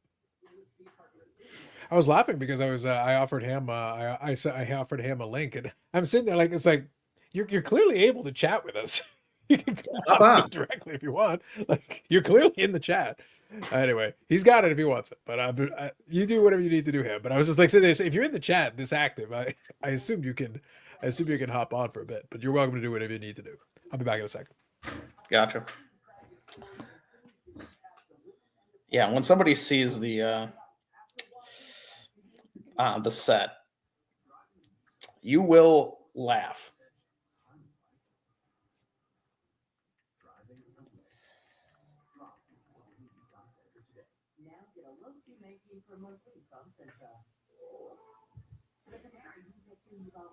Now has a price you love even more. Starting at $8.98, it's 2 pair of pants to have the perfect meal just for you.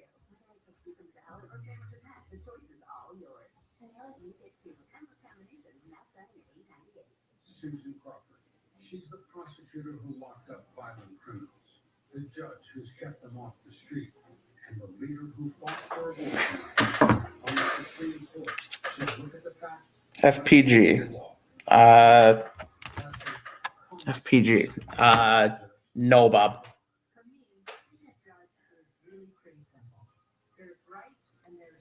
Nope. It is not bench warmers either.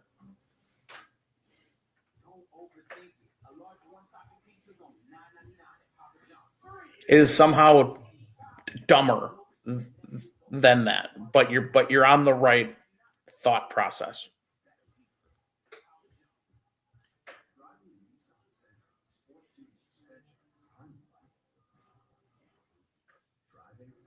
Also, I don't think that was before 1998. So,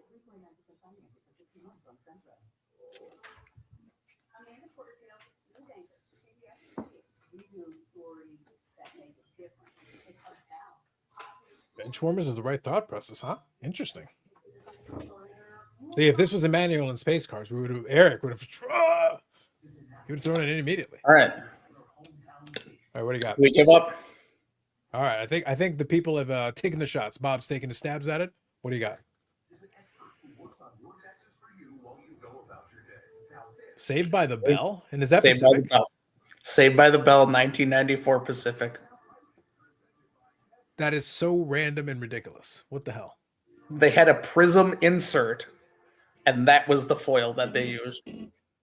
You know what? I would have. I read the Mike Kramer book. That probably should have been a chapter in it explaining himself.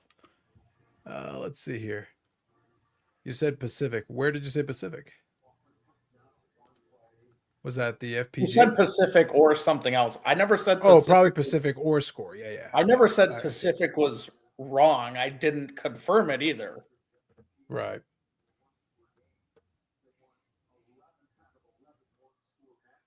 But yes, you can clearly see Pacific is on the top of that.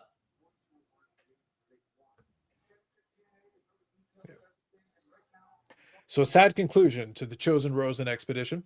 Our seller has visions of grandeur beyond beyond his station. You offered $50 and it got automatically declined. No. He shot back 85, and I'm like, hell no. I go, look, I'll be nice. I'll give you 60, and then he declined that. I'm like, all right, we're done. I did what I could. I did what I could. Okay. I did what I could. You will never get an offer that good again. Maybe even 40. Like, well, so but Paul, this plays into something I've talked about with folks. Sometimes people got this weird impression that because they're holding this card that suddenly they can manufacture a market that doesn't exist. And I'm like, guys, I am a very niche market here. I'm here for the memes. Yeah. So I'm actually willing to be a lot more generous than somebody else is looking at it objectively because there is no value. The guy has not done anything in years. I actually wish to look, it would be hysterical if Josh Rosen went and tried to make a practice squad for some. The state of NFL quarterbacking is so bad that if he's not an asshole, somebody would give him at least a roster spot to try. He's still young enough that somebody would give him a shot if he actually gave a shit and actually went to go try for somebody. Or went to the XFL or the USFL and took a stab at it. If he showed any game tape at all, probably the Cleveland Browns would sign him to a guaranteed deal. Like something.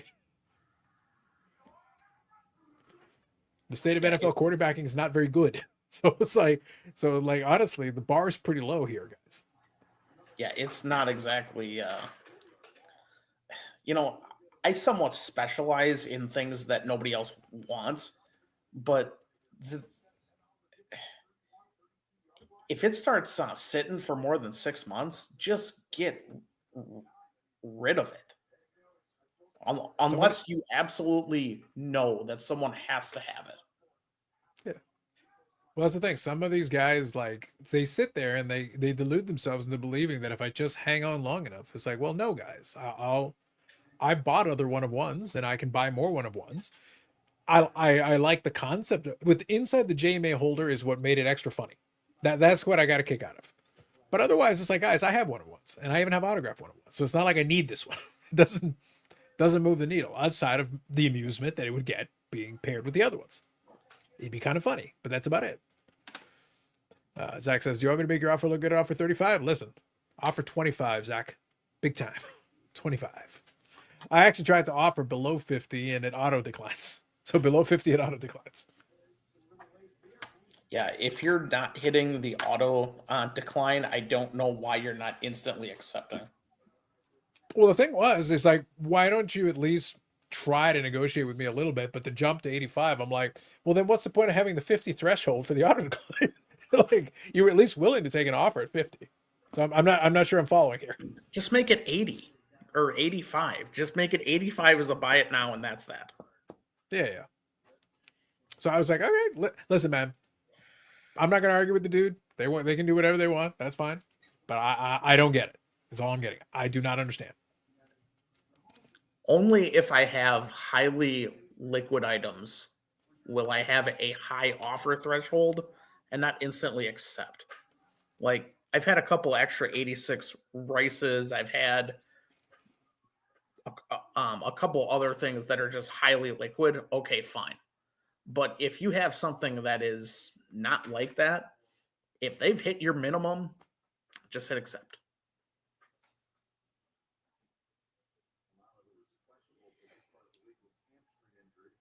Because otherwise what happens is you piss off your buyer and they go, no, I'm just not going to buy from you at all. Bob says, if it's liquid like peanut butter, that's right. That's right. With the peanuts still intact, not even smooth peanut butter.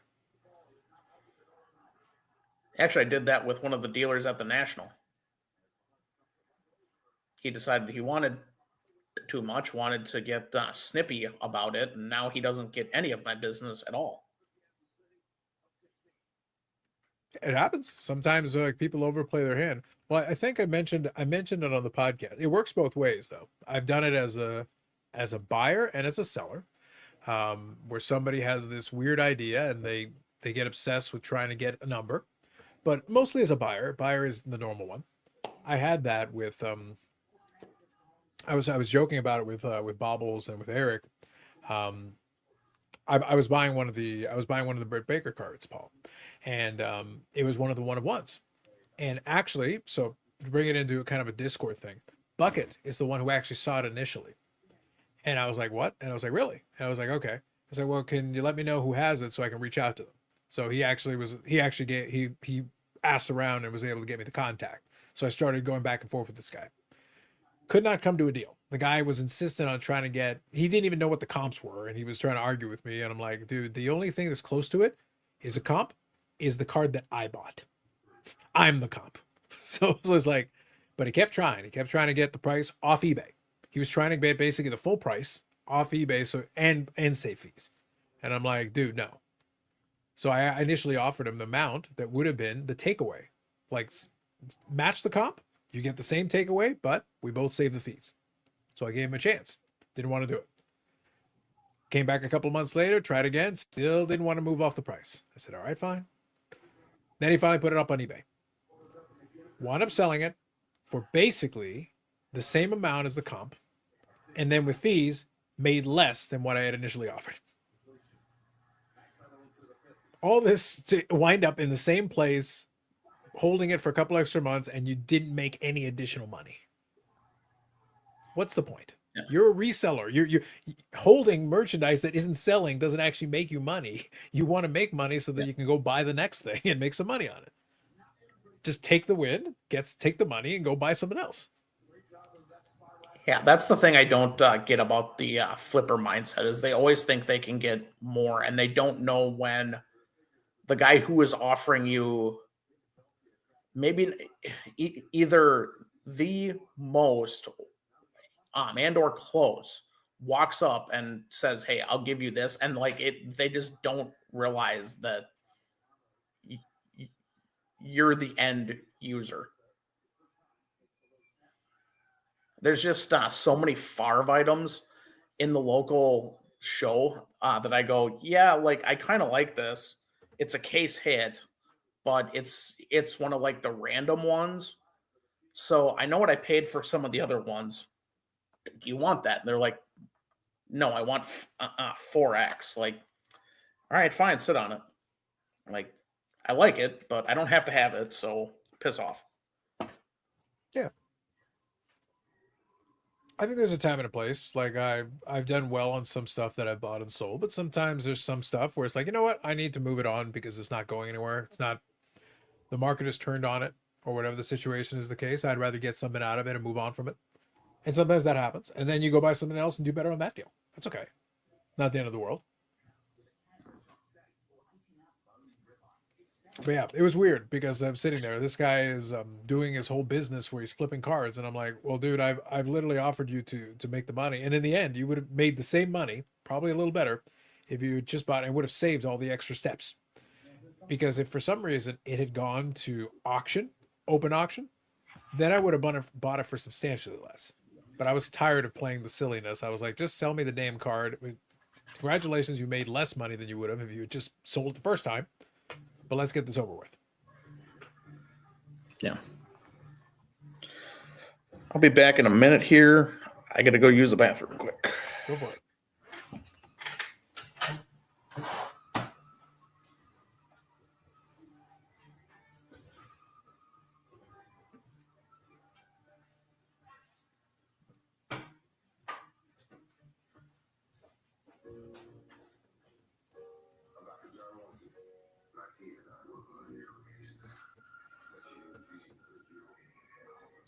Kind of as an aside to what we were talking about, I was looking at the Fanatics auction as well. Noticed not a lot of good stuff lately. At the high end, there's stuff, but I was just looking to see if there's anything interesting for me. Nothing too much. Not too impressed with it. I was checking though. You never know. It's worthwhile just checking in to see. Anybody watching anything on any auctions? Or just kind of sitting back doing your thing? I've definitely been finding stuff lately, but it's been kind of interesting. But I've been kind of enjoying it, just having some fun with it.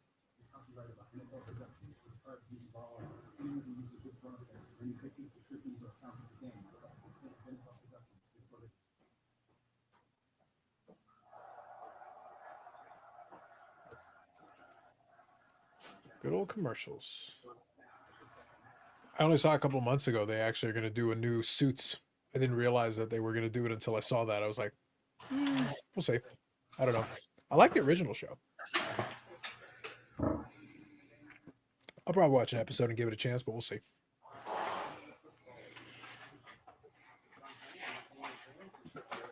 It'd be nice if Buffalo would move down the field here and score. That'd be nice. It would. Although I will say, I kind of want, they're close enough because they're at least within striking distance. I kind of want Buffalo to, I want them to score, but I want them to score, use a little bit of time so that they actually start using some ball control here in the second half. Because I don't think you want to get into any kind of a shootout with KC. I think you want to control the ball as much as you can and at least get a stop. You do need a stop. But if you can do a couple of ball control drives, that'd be really good for you. They still have enough time left to where I don't really care how they score, just as long as they score. No, I get it, but I'm just saying. I think for the second half, it would be wise for them to start pounding the football a little bit. Like here, this drive, this play worked well, but I'm saying just in general, I would like to see them control the ball and see if they can control time of possession for the remainder of the game, and I think that would play well in their hands. Zach says, Yeah. I still want to look at eBay and ComC. That's fair. I've done well on ComC stuff lately too. It's been good. It's just I try to look at. I'm down to 3 marketplaces basically. Well, 4 if you count Facebook, because there are some Facebook groups that I follow where occasionally I will see something interesting, but that's once in a blue moon. I'm not on it often enough. But I'm kind of at the stage where I don't have the time to be looking at like 6 marketplaces. I don't have that kind of energy. It's like enough. I'll check Fanatics here and there weekly. eBay, I've got my save searches and I'm looking pretty consistently. ComC I'll check because EPAC stuff sometimes will be there that I want. Sometimes there'll be the odd Medano that is interesting to me, so that's cool. But outside of that, like that's most of what I'm going to look at. Yeah. Yeah, even Fanatics, I'm not necessarily looking at all the football stuff. I'm kind of looking at like year ranges and moving on. Yeah, it's been a little dry though, to be honest. ComC, I'm not really looking at. It's more like the eBay stuff that I port over, and then I'll look and see if I sold something. But if I didn't actually sell something, then I don't have enough money on there to mess around. Right. I have my money into inventory that when it sells, okay, great, I can move it on into something else. Right. But I grabbed my Favre stuff on the way back here, and the thing that made me think about it was this right here. This is one of the 99 almost case hits for Favre, right? But nobody gives a crap. So what's the brand though? What's the brand on that one though? I don't remember the card. Playoff Prestige. These are one of 161, I think they are, and there's like 35 on the checklist. So they're hard to hit, but the problem is it's a random case hit for Favre. That's just it, exactly. There's a lot of those because in the 90s he was all over the checklists. Yeah, so I picked this up for 12, maybe 15 US, and if somebody wants it for whatever, I have it up for $100 oboe on eBay. All right, fine, but it's also sat there at this point for 6 or 7 months, and no one's sent an offer. You know, I can stick this in the Favre collection at the end of it, but if I have something that I can't stick in the PC, right? Like the guy with the baker, like that's not your alley. Just take what's being offered. Right. Well, I think what's funny, and so I'll read Zach's comment, but I had a thought. You just led me down a thought here. And by the way, guys, like I said, we're hanging out watching the game, but at the same time, we're just BSing about whatever. But what Paul said actually led me down a thought here. Zach says, found a T206 I wanted at Dallas for $250. Came home and bought it on Facebook for 100. Yeah. Sometimes the dealers have this weird, wonky version of pricing. And it's like, guys, do you want to sell it or not? Like, I don't know what to tell you. I literally sat at the National and I was looking at an index card autograph of a player because that's Okay. about all this player has. And the guy wanted 350 and he wouldn't move. And I'm like, it's on eBay for 240 or best offer. And I know the or best offer is a little high because I tried sending 150 just to see if they would accept it, and it was auto Okay. decline. So I'm like, all right, I know the threshold is like 200 because I think I said 175 after it. Anyways, I'm like, all right, so the threshold's at least 200 or whatever, which I'd be fine with. Mhm. And the guy just wouldn't move off the 350. I'm like, dude, what the hell? Like, it's literally on eBay for less. I'll give you the 220, which is more than if I hit the buy it now, and I save the fees and the shipping. And the guy's like, no, I can't do it. I'm like, you're fucking like, I wasn't happy with the guy. Right. Fast forward like 6 months, the same item shows up on eBay for noticeably less. And the guy had another one of the items that I wanted, but I wasn't even going to ask because of how the first instance went. And I picked it up for like half of what this guy wanted. I'm like, yeah, screw you, dude. Like, just I don't get how if eBay has something for noticeably less, how you are sitting there and going, nope, I can get more. Like, okay. Well, look, the thing is, truthfully, that in some cases I've seen something where because somebody clearly doesn't look it up and they don't care and they just pay for it. But that shouldn't be what you're banking on. You're basically hoping that the uninformed come by and overpay you for something just for the hell of it.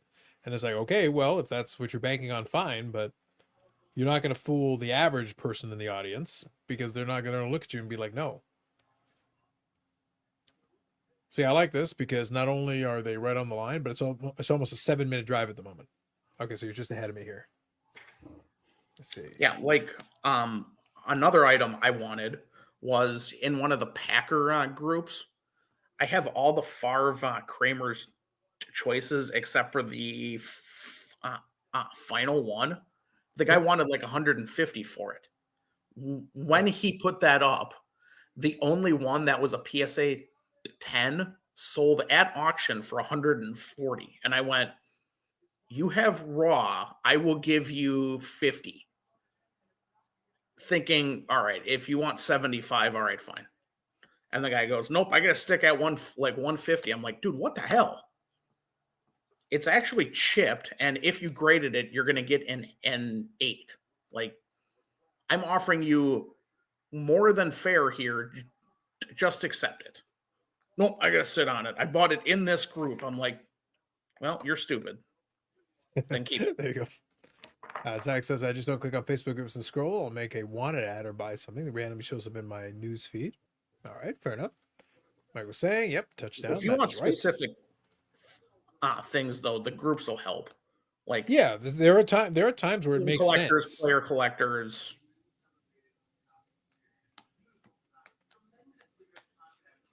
Yeah. It's not all shit in Facebook. But No, but there are you gotta moments be- where I've been able to make the odd deal. For years, I didn't really bother with it, but I have been able to make a couple of deals the last couple of years. Last year in particular, because again, I'm niched right now. Right now in the wrestling card thing, I follow very specific Facebook groups. For the most part, most of the people there are pretty chill. A lot of them are actually very reasonable. Some of them are like, I open a bunch of boxes, I pull these cards, I just want to sell them. I want to get some of my money back or trade off for some cards I want. And I've been able to make some deals with some folks, and we were able to come to some agreeable numbers. And I was like, okay, great, I'll take that. Yeah, I'll buy one of those. I pay quick, and then I get my stuff quick, and everybody wins. So far so good. But what I was getting at, since you brought it up, with a lot of my player collections, I have the different philosophies that I'm doing with it. When it comes to the Favre, so it's using the example of the card you have on there, there's a little while there where I was just picking up a bunch of stuff. I'd grab stuff like that, and it's not to say that I won't, but right now I've got enough stuff in the box, in the Favre box, where I'm sitting there going like, okay, I now have purchased enough different stuff where I can kind of key in on the ones that I like the most. So I'm like, all right, now we're going to start going through the box, and I'll start culling some of the extra that doesn't fit into the most interesting for me. I've got a bunch of extra autos. They're cool autos, but I might want to pick up one of these. That'd be kind of fun. Well, I've got this extra one and like 4 or 5 of those and a couple of these. And if I move a couple of those, the funds can then be used to focus in on certain specific pieces now.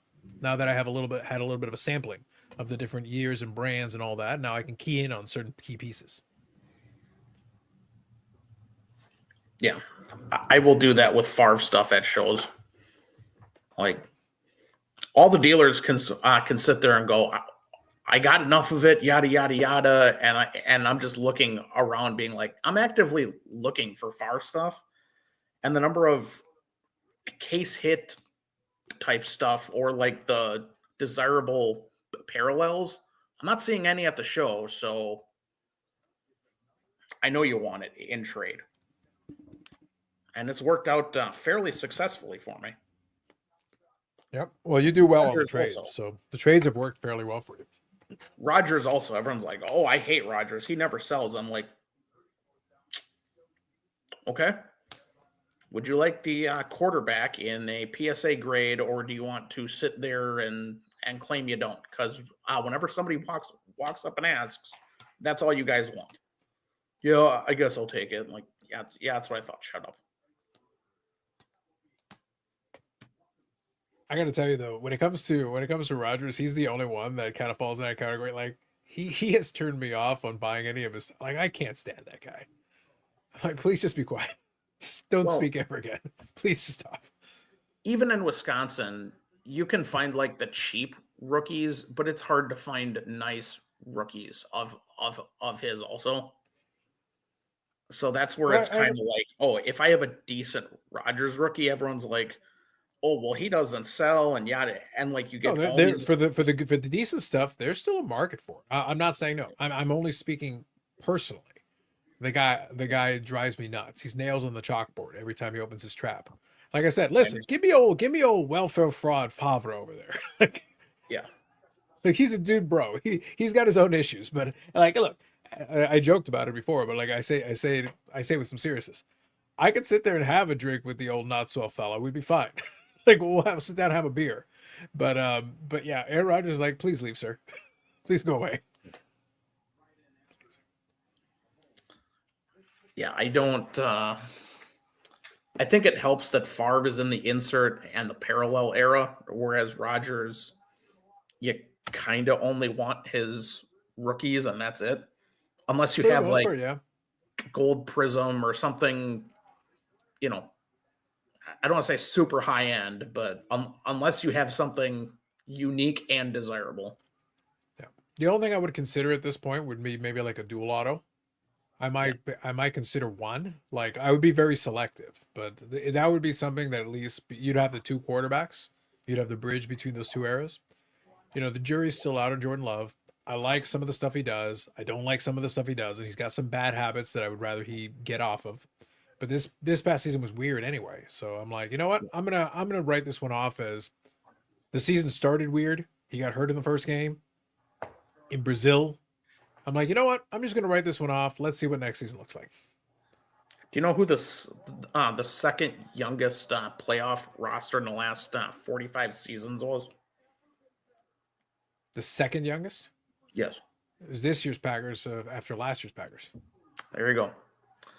That's why I'm still holding out a little more hope than what the public is. Well, my take on it, honestly, is that I never went in overly expecting anything. I just wanted to see progression.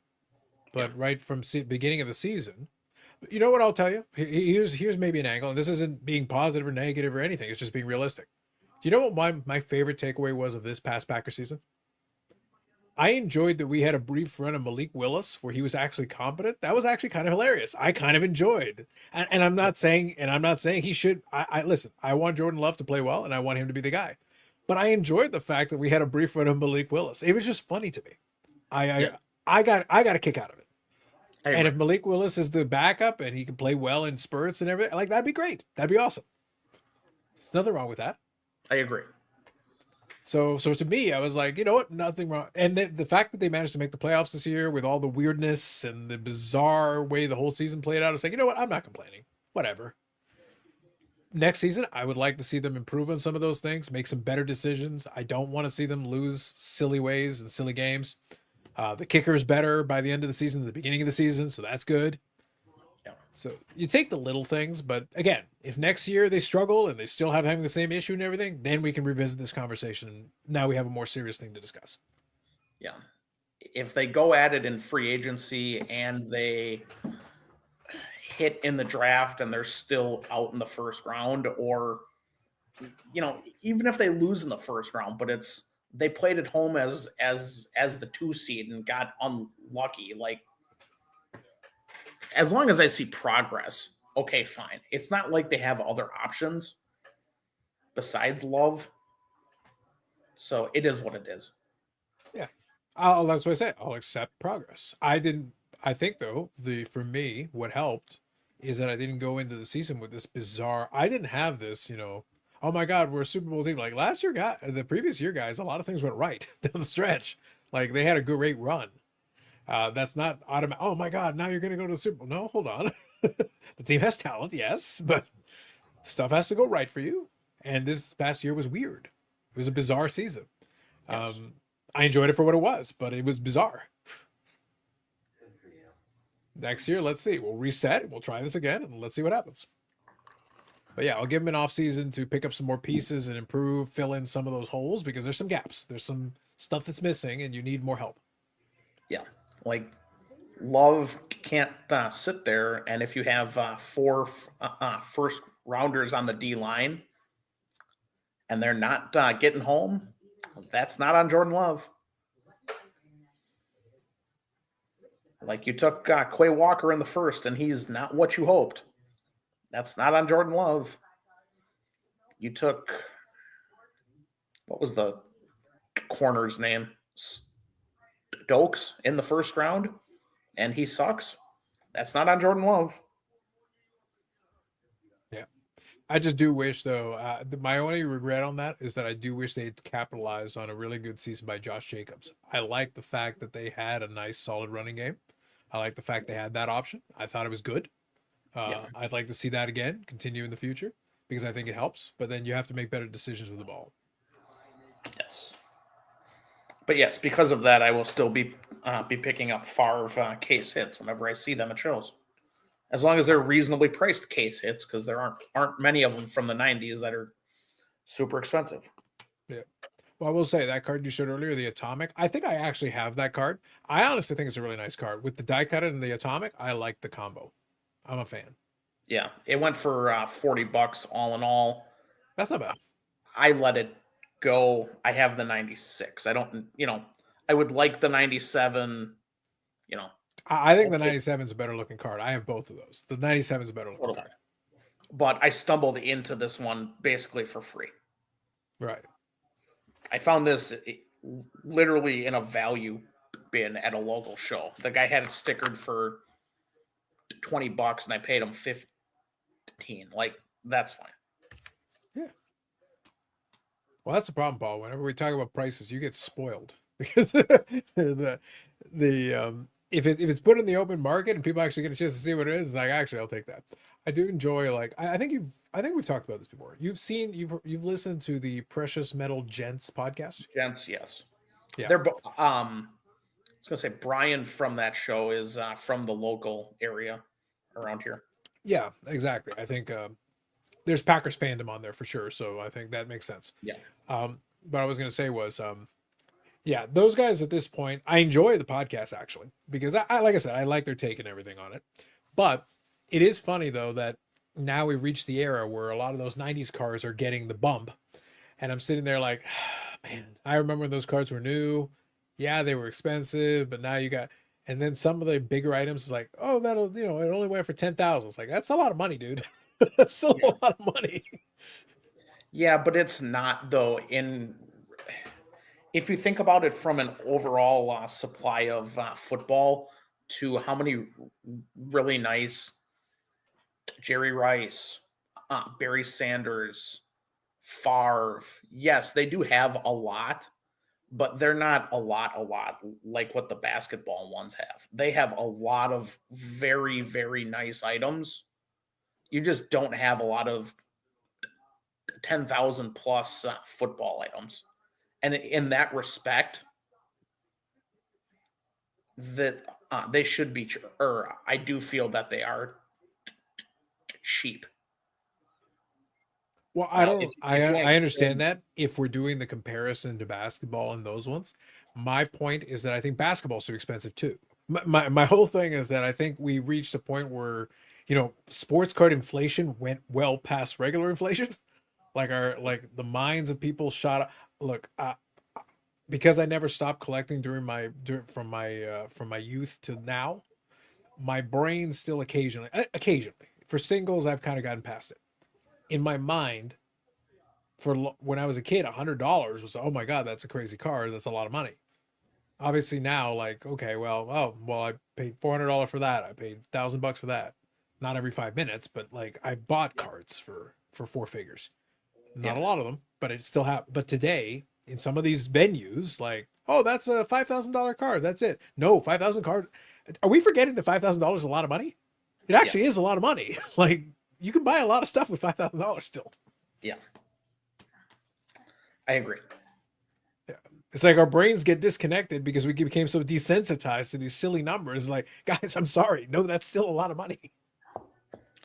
When Rona first happened, I told myself, I'm like, this is idiotic to invest in cards, but I'm like, yeah, screw it. I'm gonna get a rookie of like all the Hall of Famers.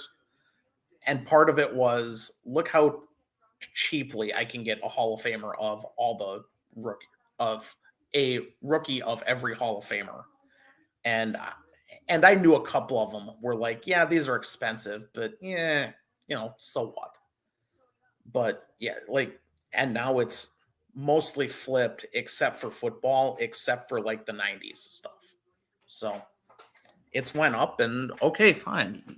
However we get love into football, I'm fine with, but you're not wrong in regards to the price discrepancy on some of it. Yeah. I just think we became desensitized. I remember I was watching it because I was doing the lives. And we kept talking about these record sales and we kept talking about these bigger and bigger numbers. And people became desensitized to the big numbers. And I kept having to occasionally be like, it is now I'm morally bound to remind you again that that is still a lot of money. It is. It's still a lot of money for most people.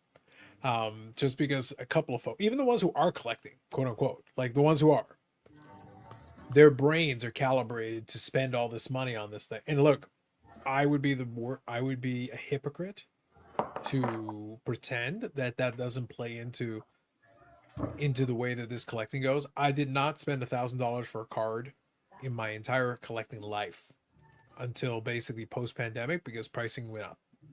The first card I spent over $1,000 was the 53 Bowman color Mickey Mantle because I needed it for my set.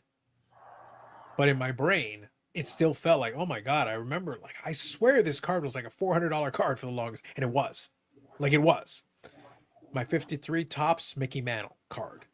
I spent $600 US for. At the time, that was the most money I'd ever spent on a card.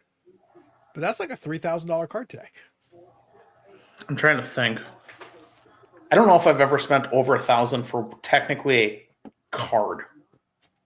Because technically I got the Namath for 900, and technically I got the Bronco Nagurski for is a big play here too. Yeah. Technically I got the Bronco for 950, I think.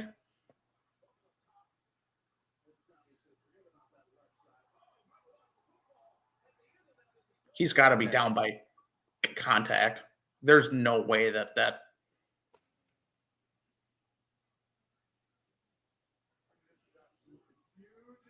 Do you want to see the replay here? I do want to sit, but there's no way he's not down by contact because the ground caused the fumble. I just like the fact he went Superman. Also, here's the thing: in the replay, Yeah, down by contact. Tranquil literally hits him in the face mask. Yeah, I don't have a problem with that specific one not being called. Yeah. But anyway, so the point was that the reason I use that threshold is because I've explained a multitude of times that sometimes it's good to reclaim perspective here. Yeah. Most people in the hobby will never buy $1,000 card because they have family or they have, bills to pay or, whatever, or their budget simply doesn't allow it. And that's completely okay. But because we saw so many expensive cards that sold for so long, it threw people away from. When I go to a card show, guys, $15-$20 cards are more the norm. That's the majority of these transactions are not these $1,000 plus transact. No, I remember spending 50 on a Lawrence Taylor PSA 10 rookie and being like, "Ooh, this is a lot of money," and it was.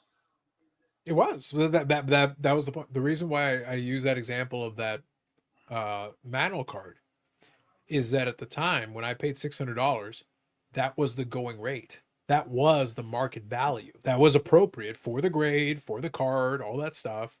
I paid basically quote unquote full comp. Well, today it's gone up a lot. Yeah.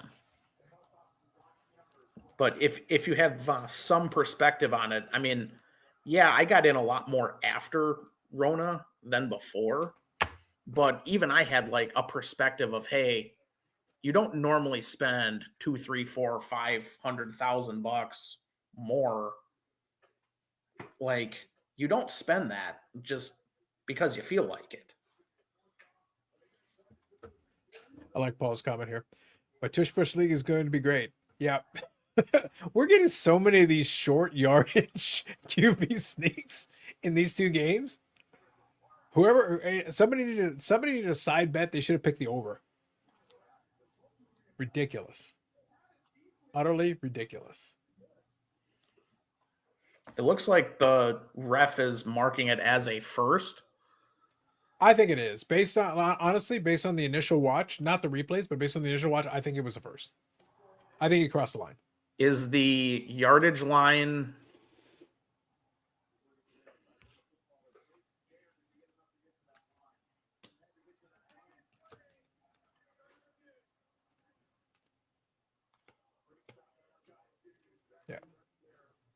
I don't think there's anything worthwhile to reverse it. So my take, honestly, my initial first gut impression was that he crossed. Did they mark it as tough. a first? I think they did. We'll find out here after the commercial break. Oh, by the way, Paul, I think you'll appreciate this. So because I'm watching the Canadian spot here, so it says challenge the spot. All right, we'll see. Maybe they did. At least it's not a streaker on the field and the game's postponed like you had before. There you go. Policy says go into review. Okay, so all right, they're going to review it. So anyway, I was saying that. So with a lot of these championship games and then the Super Bowl probably, although they sometimes do simulcast, it depends. So anyway, CTV and TSN are the ones that own the rights to all the NFL games here. So they'll superimpose Canadian commercials on it. It's their commercials. But one of the ones that they had was, and I when I initially saw this, I did a double take because I was like, what are you guys talking about? They were doing promos for USA Network. And I was like, okay, that's weird. But it turns out, and I couldn't believe this was a thing.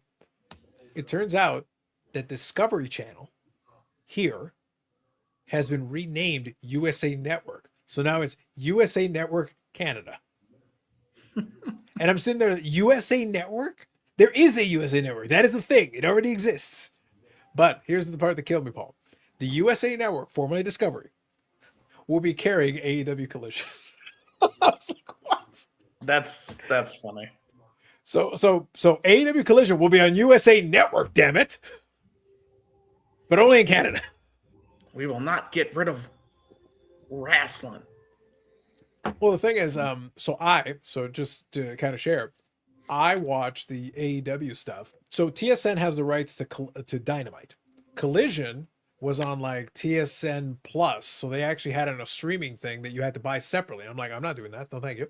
So what I did is I said, okay, Fight TV has their streaming package, which is AEW Plus, and it carries all the AEW shows, including Rampage previously and all that. So I'm like, okay, fine. You know what? I'll do that, and I can stream it, and then I can watch it with PVR type controls. That's better for me. Great. So I've been watching Dynamite and Collision on that, and Rampage. Sometimes I'll skim through it. But yeah, USA Network Canada now apparently is going to have Collision. I'm like, good for you guys.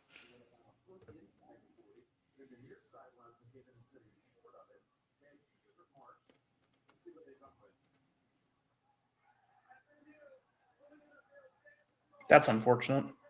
Yeah, that's unfortunate. I honestly thought he got it. Like honestly, I really did. I think it's kind of bullshit, but all right. Listen, if you're a big proponent of the scriptwriter theory, just saying.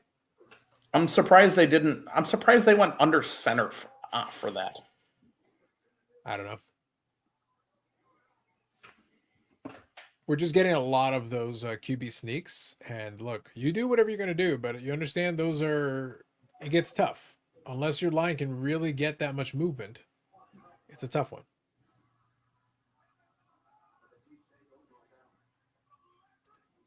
Here you go, Mike says. It's the fourth quarter. Script has started. See, I posed that question. That's why I included it in the thumbnail. I was like, so when do you guys think we turn in the script?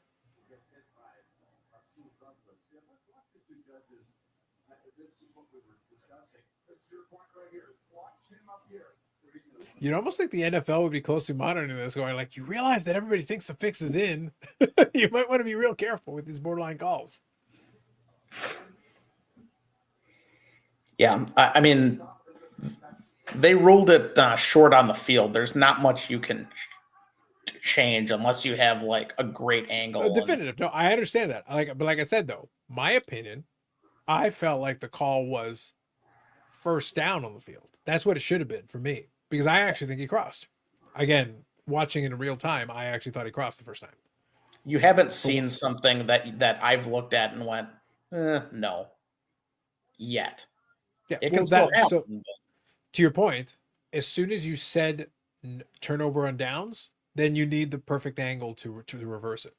So then, yeah, you sticking with it is easy, relatively speaking. Because there was nothing that was going to turn it over based on the replay.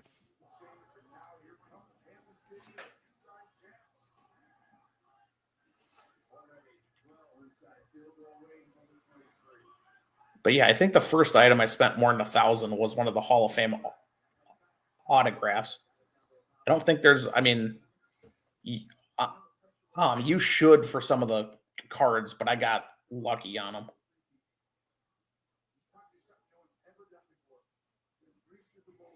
Which is ironic because now I'm going for a Curly Lambeau autograph, and those are significantly more than $1,000.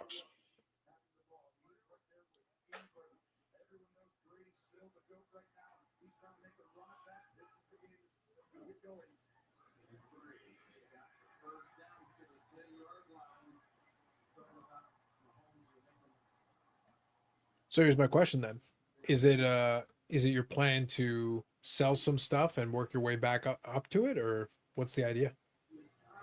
Yeah, I mean it's why I've been adding things on eBay, adding things on story sales, and just I have a second rookie of this player. I have a third rookie. It's like, hey, can I hammer some money out of this and just get down to having one? That's unfortunate. I was going to say it's Taylor Swift time. But yeah, it's like, hey, can I sell extras and build up the funds for some of the autographs I'm going to need? Because I am 16 away or so, and the cheapest one is going to be, I hope would be 500. Like that's hard.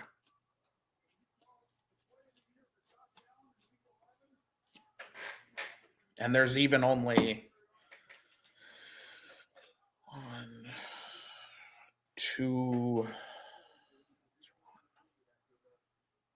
I think there's only like 3 or 4 that are under $1,000. So, yeah, it'll be hard to finish. So, Oh, you got to play better defense than that if you don't want it. 2-point convert is good. 7-point game. Football Hall of Fame autos? Yes. Paul collects the Football Hall of Fame autographs. yes, I have a rookie of every Pro Football Hall of Famer, and I have an autograph of all the living Hall of Famers, 16 away from all the dead ones.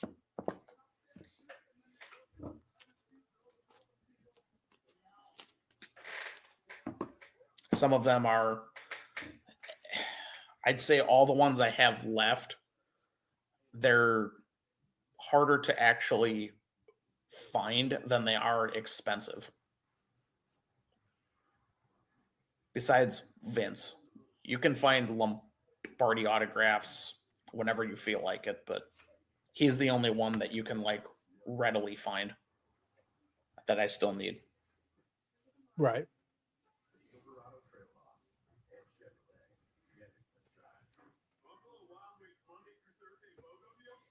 But it's a fun hunt. Just like you looking for some random numbered Madonna from 97. It's like, ooh, I really need that. Yeah, However they're much getting, at like this would point, there's not be- much left. Yeah.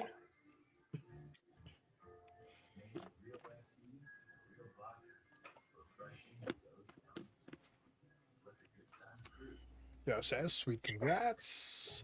Paul says, if we've learned anything from Ray Bork, the deceased auto should be easy to get. Well, that is true. Zombie Ray Bork does continue to roam the earth, so that is a thing. Despite Eric's protestations.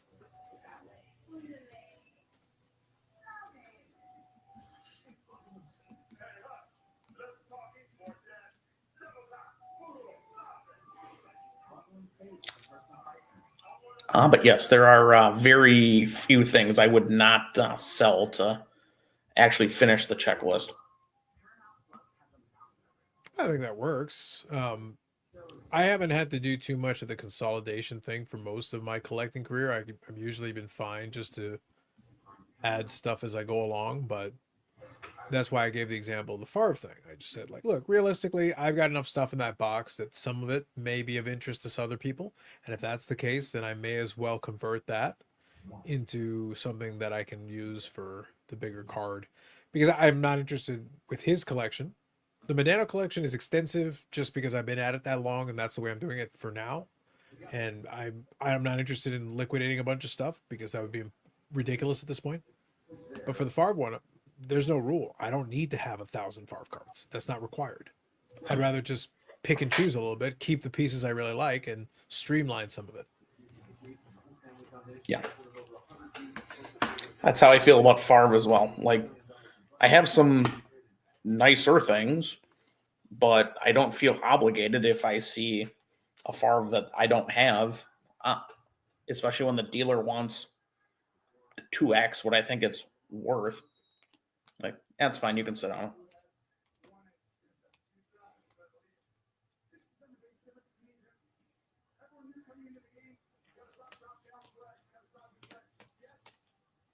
It says, but you must get to 1,000 Rosen cards. Oh, at least, Josh.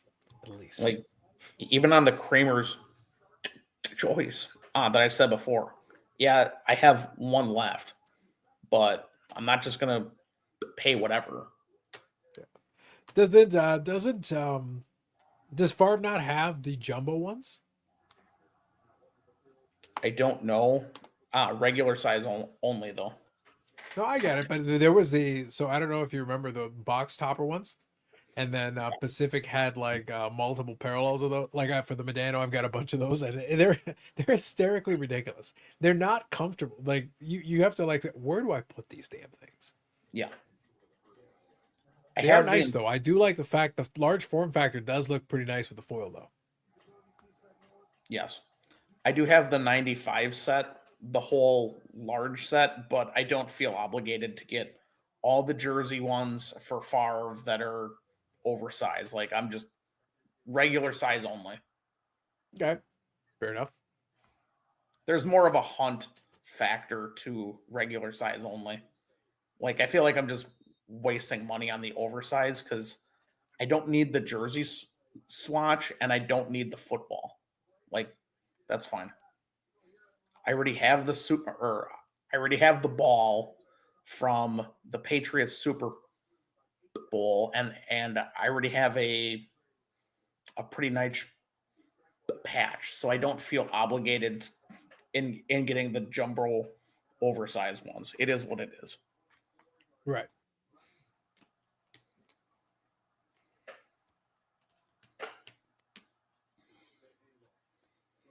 That there's only so much money to go round in the hobby.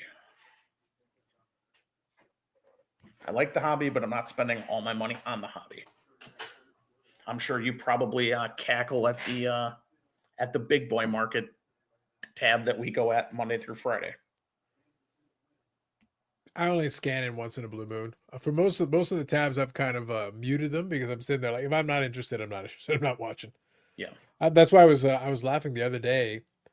Bobbles actually pinged me on the Pokemon one, and I was sitting there like, who has summoned me to the land of the Pokemans? Like, what's going on here? I'll go in there and make fun of Phil because it's fun to make fun of Phil. But other than that, I stay out. Yeah. Yeah, on the Discord, I muted most of the channels. Like I've got my main ones. If somebody directly messages me, like tags me into something, like I'll look at it. But for the most part, I'm like, I have no idea what's going on over there. Like I found out in the Pokemans, I probably missed like 1,000 messages since the last time I looked at it. I was like, okay, I see.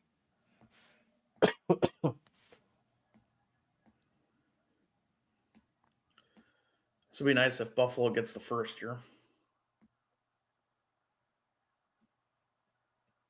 Yeah, the play I just watched looks good. It looks like first and goal to me. So Yeah, there's no dispute there. leave it to Buffalo though. I gotta say, this goes back to what we talked about earlier. Leave it to Buffalo though to do this. Kansas City, Buffalo. We're in the fourth quarter. They're driving down now with the chance to tie the game. If you're Buffalo, I'm like, no. Why do we keep having to play close games against this team? No. Yeah. Yeah, they blew them out in the regular season and the regular season only. They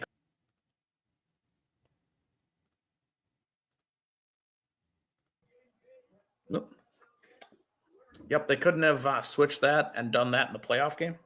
This is where they would want it. If you're the Buffalo fans, I'm like, no, why can't we win this one going away? Yeah.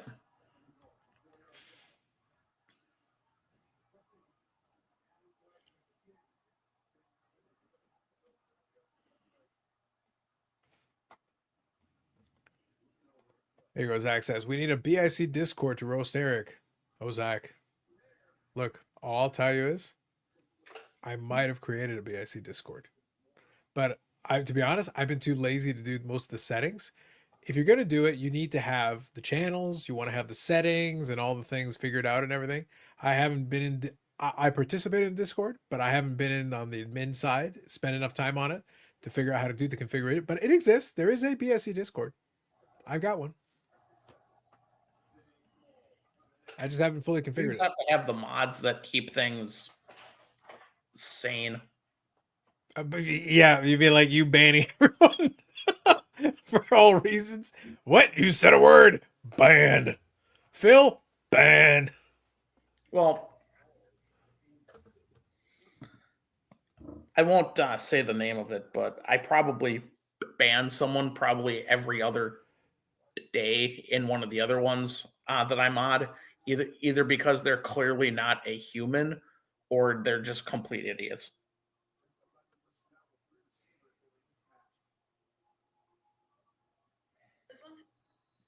So it is what it is. Yep. Like they break the rules in such a blatant manner that I'm not interested in straightening them out.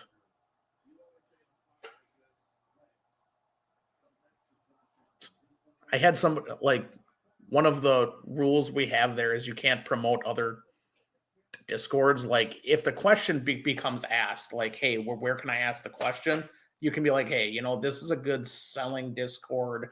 SCI has members in it, so fine, whatever. But just this, hey, come join mine, I'm not interested in that. And then like I called the person out, I'm like, hey, you can't do that. And they're like, well, I do what I want. I'm like, well, not in here, you don't. See ya. Mm-hmm, mm-hmm. Well, they're going for it on fourth, you would assume.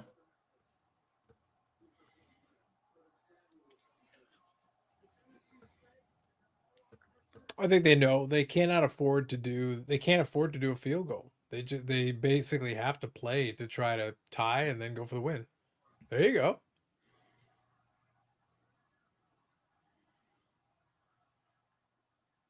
No, I strongly suggest you just take the 1 point. Just do the PAT kick. Seriously, just Yeah. PAT kick. Just don't, Point, don't yeah. get cute. Now is not the time to get. If Dan Campbell is somewhere, he's like, we should go for it. No, shut up. Get out. Go home. Yeah. You take the PAT kick and move on. Still plenty of game left. Yeah, you got to assume it's one possession each from here on in. That was a hell of a throw. He looked wide open. He looked wide open on the TV, but he was not.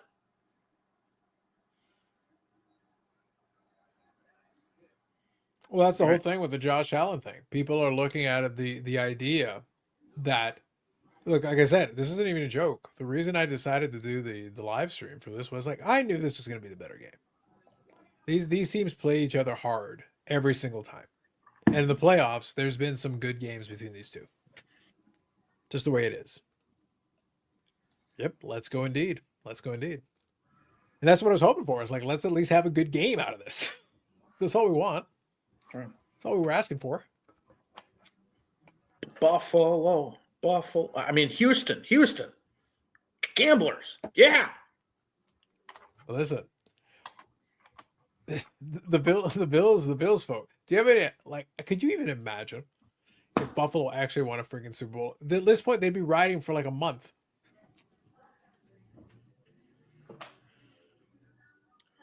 Yeah, it'd be like watching November to Remember over and over and over for like a month.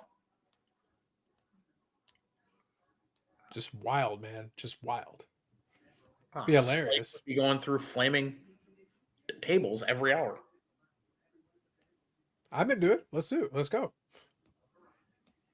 You can resurrect Balls Mahoney and just go through with it. I see nothing wrong with this outcome. Axel and Ian Rotten can hit each other with shards of glass. If you go the full ECW, you understand at some point you're going to get the Sandman, and then you're probably going to get some of the other ones included in there. You get all of a sudden music plays and New Jack shows up. It just starts attacking people. I was at one of the events where he jumped off the balcony. I thought I was witnessing somebody dying. It's not entirely. Look, if Zombie Ray Borges taught us nothing else, I'm not completely convinced he didn't die. Zach says, I was watching Hertz earlier, thinking I feel like we become numb to seeing great throws and don't understand how insanely difficult throws like Allen's just made are. I might just order Bill's swag from Fanatics if they win the Super Bowl. Make sure profits go up. Quote the Raven. There you go. I like it. Well, it's funny because like I said seriously, since I live across the border on this side, we've been down to a bunch of Bills games over the years. So I've got Bill's swag. So I could have done that, but I was like, no, well, I'm gonna let this play. I'll wear my Packers hoodie and we'll leave it be. But no, if they get to the Super Bowl, I'll rock the Bills swag, no problem. But they got to get past the Chiefs. That's no automatic.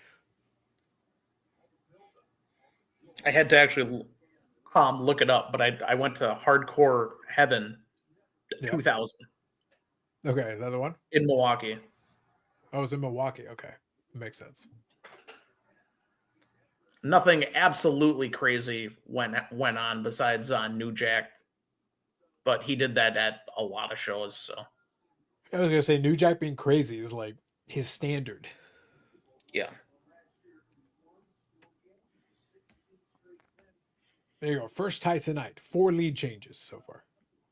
Sounds like a Bill. Sounds like a KC Buffalo game. Everyone in Buffalo is like, find some defense. Seriously. this would be nice to have one of those like KC gets screwed over by the refs type of plays, Yeah. just so it would like even it out.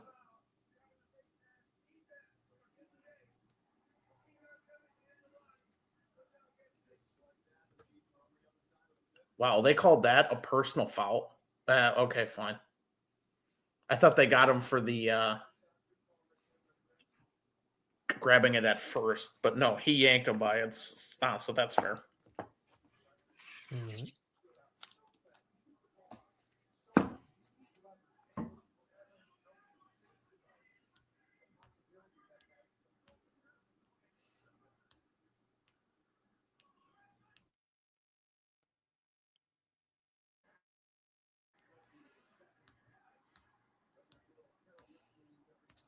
Well, and we're 2 plays and in field goal range. That's annoying. That's the thing is like, if you, I was saying that if you're Buffalo, you're like, could you please like even try to slow him down a little? That'd be nice. Yes, Bobby. Good evening. Got to be down to the wire. It looks like it. I was hoping this would be the better of the 2 games, and it looks like it's living up to the billing. They're hanging in there. Buffalo's going to need to try to find a stop, though. I don't think. Look, let's put it this way: Buffalo does. I don't know about anybody else. Buffalo does not want to go to overtime. They don't want to play this game again.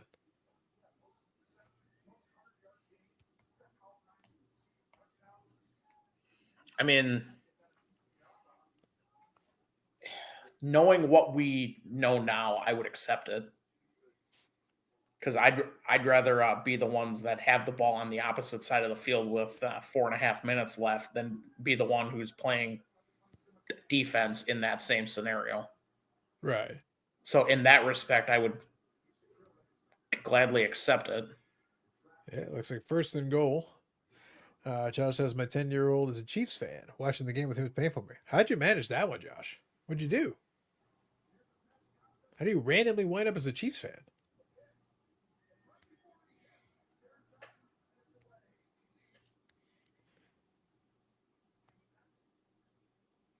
See, back in my day, we had an excuse.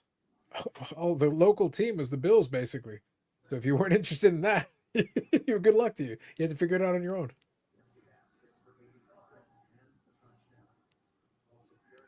There you go. There's a sack.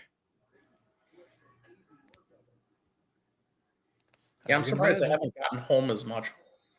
Yeah, they really haven't been able to get to him very much at all. It wasn't like it was a big hit, but at least they got him down.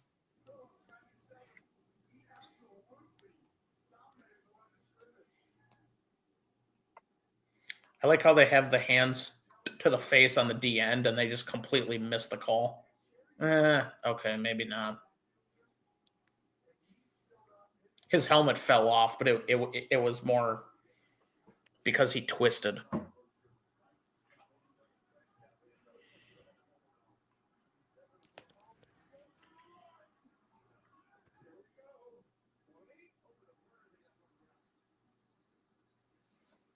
Yep, that's just a bad throw.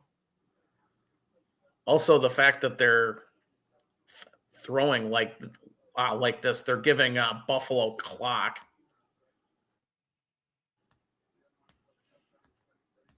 Josh says he didn't want to live the same misery with me as a Bills fan. Chose the team was good. Valid. Fair. I'll give you that. But then the follow-up question, why did you wind up as a Bills fan? I watched the same team you did. I'm like, nope. I'm not associating myself to this. It's a tough scene.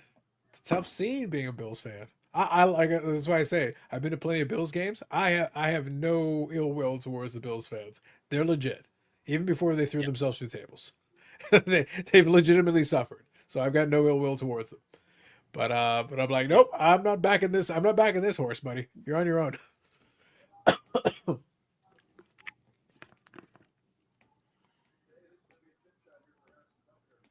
This would be sweet if he shanked it. Well, I think if you're Buffalo, I agree that it would be good. But I think if you're Buffalo, this scenario is literally the moment. 3 minutes and 33 seconds. You have plenty of time. Yep. You work the ball down the field, score the touchdown, and leave like 1 second. Like literally, this is you literally control your own destiny if you can get the ball down the field and just control the clock all the way down. Yeah, surprised it wasn't a roughing the passer penalty there. There you go.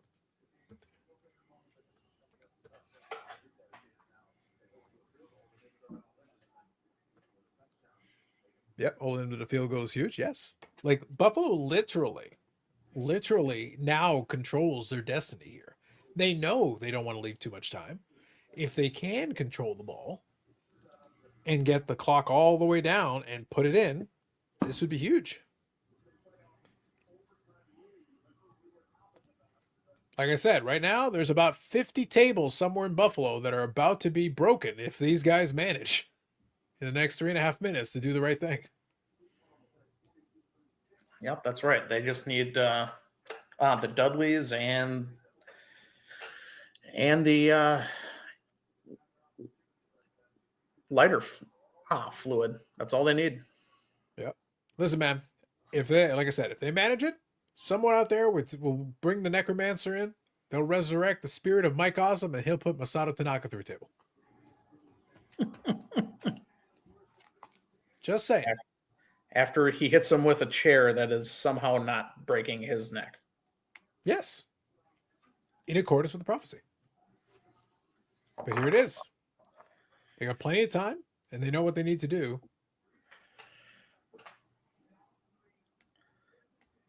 I always thought it was interesting how Dials mentioned on the one night stand that he's like, oh yeah, I remember when Mike Awesome went to WCW. He should have, how did he say it? Like he should have taken his own life or whatever, and he committed suicide like a year later. It's like, oof. Don't want that one on the resume. Yeah, pretty much.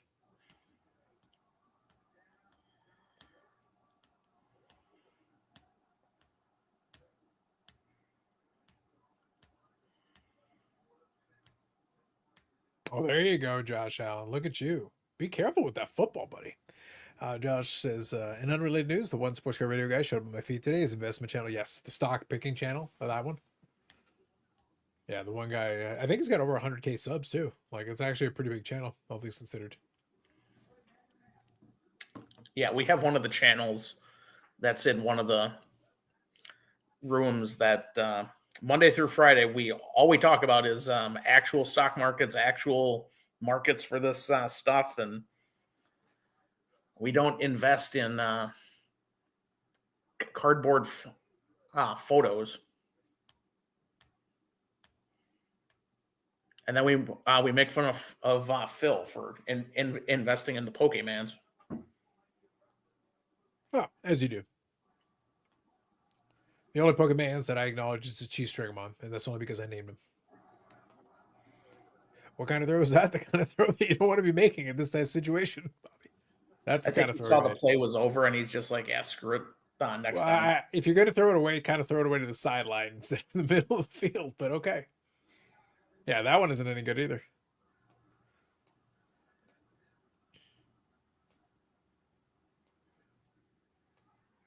There wasn't much to look at there. I understand that, but you don't need to throw it into people's hands. You can throw it into the sidelines. Literally just throw it sideways. Was anybody open? I don't think so. Coleman was open, but the safety was over the top on that play. That was just a good defensive play.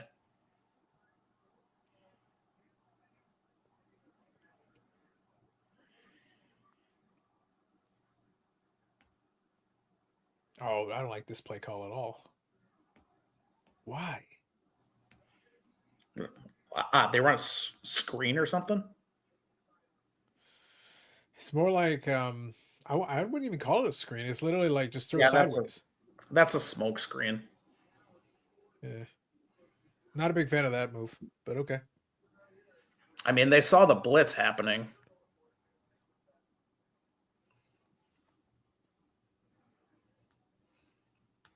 What's funny is that the whole Kansas City narrative has always been like, the refs are helping them and all this stuff, which fair enough, there is that. But the thing is that KC is doing partially what the old Patriots did. In the high leverage situation, the other team suddenly starts trying to do something wacky, and they suddenly get out of their rhythm and they get out of their situation, and then Kansas City is literally just sitting there waiting for them to make some kind of silly mistake.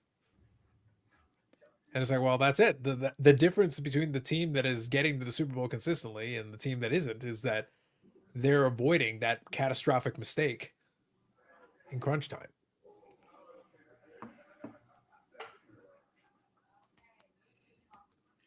Yeah, well, you don't really have a choice. Yeah, you don't want to give him back the ball. I like this one. Bobby's comment. Smoke crack screen. That could be a new term for it. Yeah, I don't have a. The more I think about it, the more I'm fine with the play call. Because it's what, like 4th and 5? That's manageable. Oh, it sure is. But like I said, the first couple of plays, like you didn't advance the ball that much. You didn't eat much clock. Like nothing specific.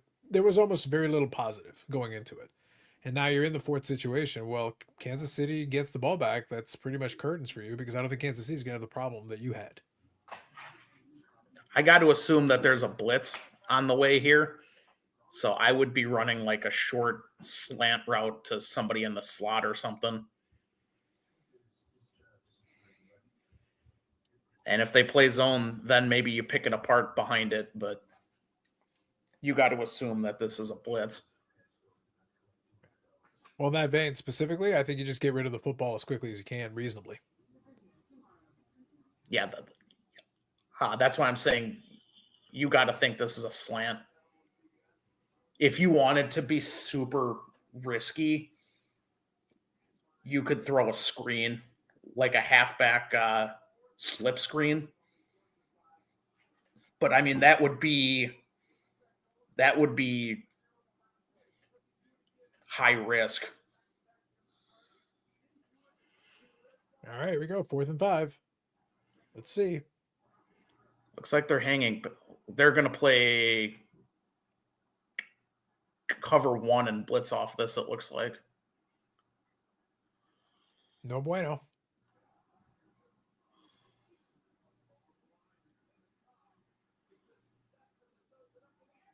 It's got a flag of some kind, so let's see what we got. Do they screw the Chiefs on pass interference? That would be awesome.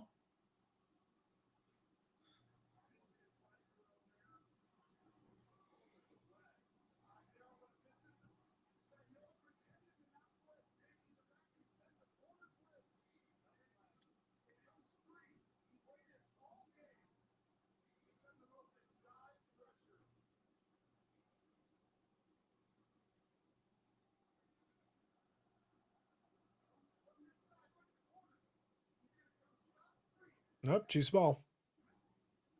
They picked up the flag. Looks like it, yep. Wow.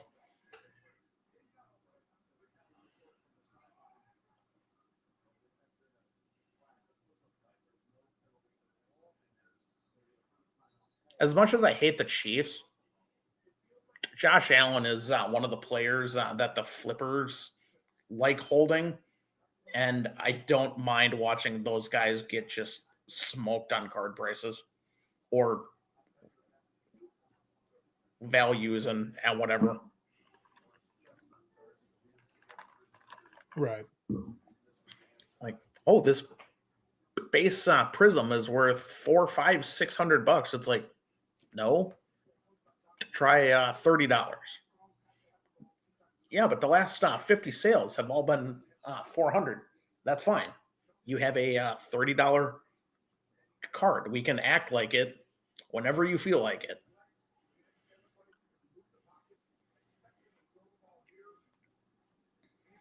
I guess this play right now is like the perfect example. Mahomes needed a play and wanted a first down, and there you go. Here's a play and a first down. Done.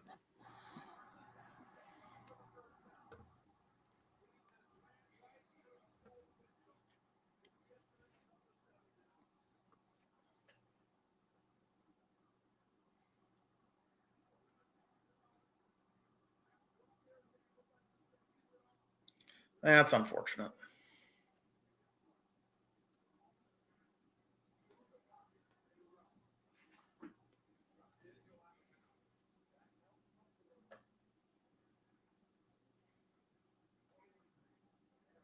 You know what the thing is? It's going to be funny. I'll watch on YouTube. They'll put the segments on. I watch First Things First. I kind of enjoy their shtick because they got Broussard with the whole thing with the Ravens, and they got the whole thing Kevin Wildes and those. But then Nick Wright is the Chiefs fan. He's going to be absolutely insufferable on Monday. It's going to be a whole production. It's going to be incredible. I can't even imagine what they've already planning on. Maybe he's going to get a mariachi band. Like I don't know. It's going to be something over the top. It's going to be ridiculous.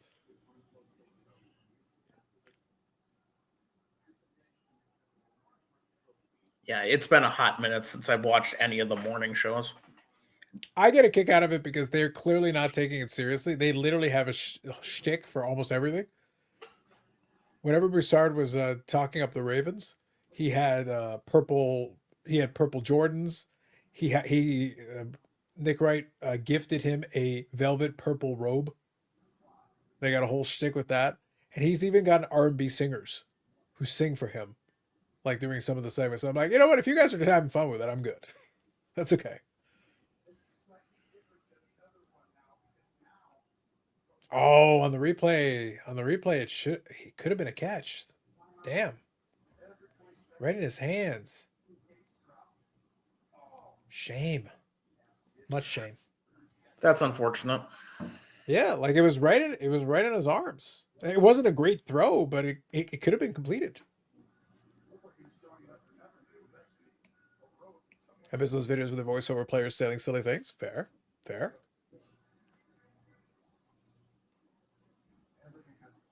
That's a tough one. I I'm curious though. I got to be honest. Like I said, this was probably one of their best opportunities. Like sometimes there's a team that you struggle to beat, but do the Bills ever beat the Chiefs? At a certain point, you start losing the you're psychologically on the wrong side of it.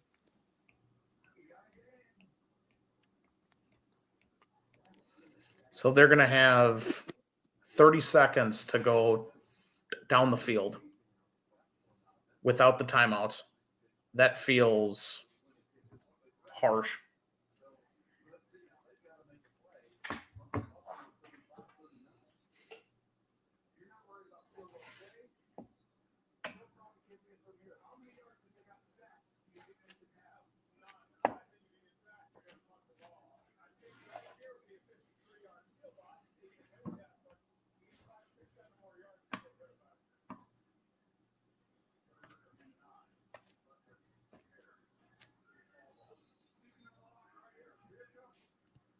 I'd be shocked if they actually threw the ball here. You're about to be shocked.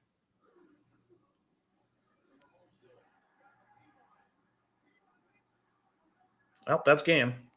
Yeah, it is 100%. They're not even that's the difference between a team that is very confident in an ability to convert. These are like, we don't really care. We'll convert it anyway.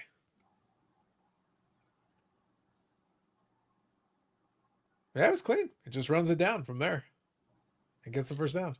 Yep. Yeah, that's about as safe of a throw as.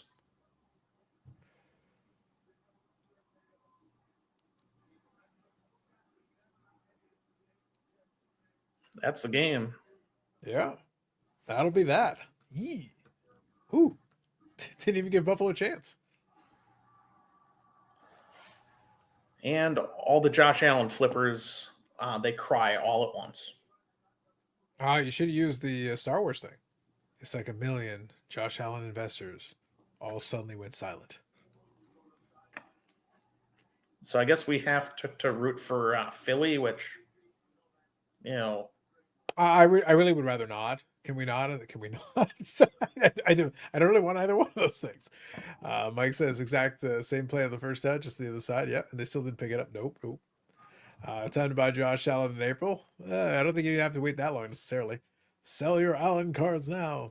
Being a Bills fan would be a rough life. Yes, yes, it would be. You literally are the meme. Prediction: pain. Much pain. Woo. Now they got a couple of weeks. Let's see here. that's unfortunate. But it is what it is. See, I'm trying to decide. I'm watching the Discord. I'm trying to decide here. It's like we all stand with Andy this week. I don't know. I'm not completely sold on that. Let's settle down. Let's see here. Ham says go Chiefs. F the Eagles. There you go. So there's at least one dissenting vote. I stand with screw the Chiefs.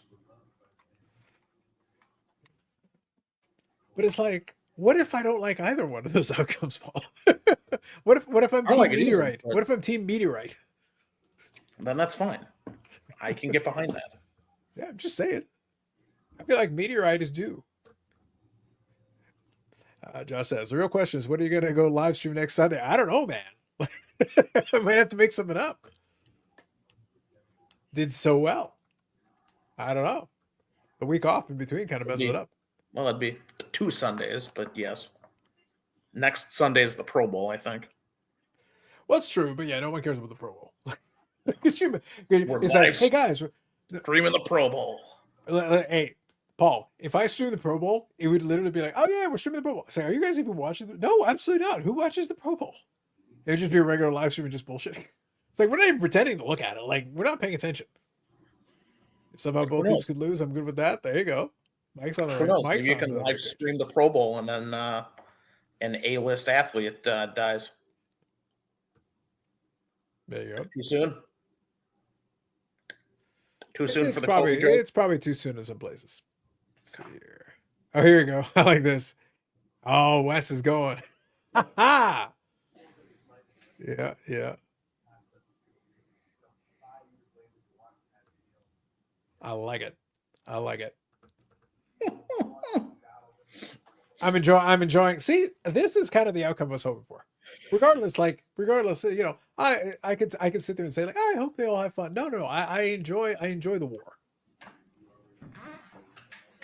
I'd play in the Pro Bowl if they gave me a free trip to Hawaii. Did they still do the Pro Bowl in Hawaii, or did they move No. the venue? No, Yeah, I thought so. moved They it. went away. The venue was not safe to hold any fans, so they went away from it. That's what I thought. Yeah, so the Hawaii thing. It was a pretty nice perk, but I don't think that's the case anymore. Let me see. What did it turn out to? I'm looking at the stats here. Some Holmes looks like 18 for 26 for 245 yards and a touchdown. Nothing to write home about. Josh Allen was 22 for 34, 237 yards and 2 touchdowns, which isn't bad. Not terrible. Mahomes was highly efficient, though. Well, that's the thing. Like, here's it's not what people want to hear, but the whole year I've gotten the impression with the Chiefs watching their games, they're not giving you 100%. They're just like slowly dialing it up as they need to occasionally. It was a playoff game, so they dialed it up a little more, but that was it. I don't even think I'm not saying they didn't try hard here, but I'm saying their goal was to do enough. They weren't interested in blowing out the Bills even if they could. They're like, no, the goal is like we need to win this game and then get to the next game with everything intact, but we got to win the game. You've seen it all season from them, and yeah. They're like, we will do enough. The goal is to do enough. Whatever is enough, but we want to do that. To the Houston Oilers of the 70s, why they stopped running Cook. Every time Allen tried to run, they had his number. They did. Yeah. Yeah, that 4th and short was that was the game.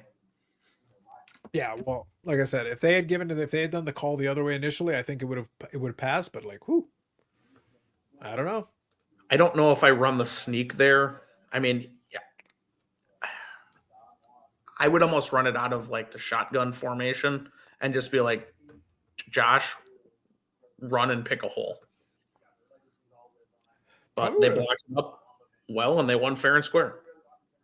Oh yeah, like at the end of the day, so I'll say this: I don't think anything I saw was egregious enough to say that this was a referee game. I think Kansas City just played a more efficient game.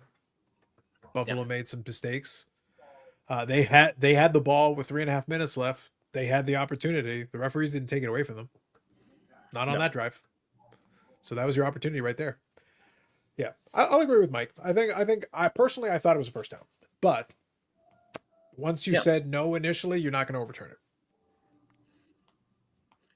They put It was whatever themselves the in fuck. that spot by making it close because they Yeah, picked a play call that was not the best. yeah. Whatever the initial call on the field was probably going to stick. Yeah. So that's basically what happened with that one. So I can't blame him. I get it. I get it. All right. You firing this thing up in 2 weeks or is that TBD? I think so. I think, uh, if nothing else, I'll enjoy the salt of the anti-KC crowd. I think we finish it, Paul. I think we do one more week. We do one more week of the foosballs. Call it a season. We've come this far.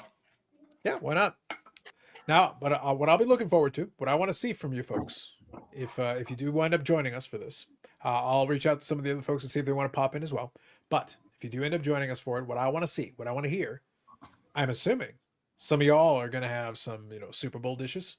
I'm probably going to eat what I usually eat, but I'm not going to do anything too crazy. But curious if you got anything special. Are you going to watch the big game at the end of the season? We'll see. We'll be curious to see. And are you full fledged on the anti Casey bandwagon, or Wes is very anti Eagles, which I'm kind of enjoying. I'm appreciating.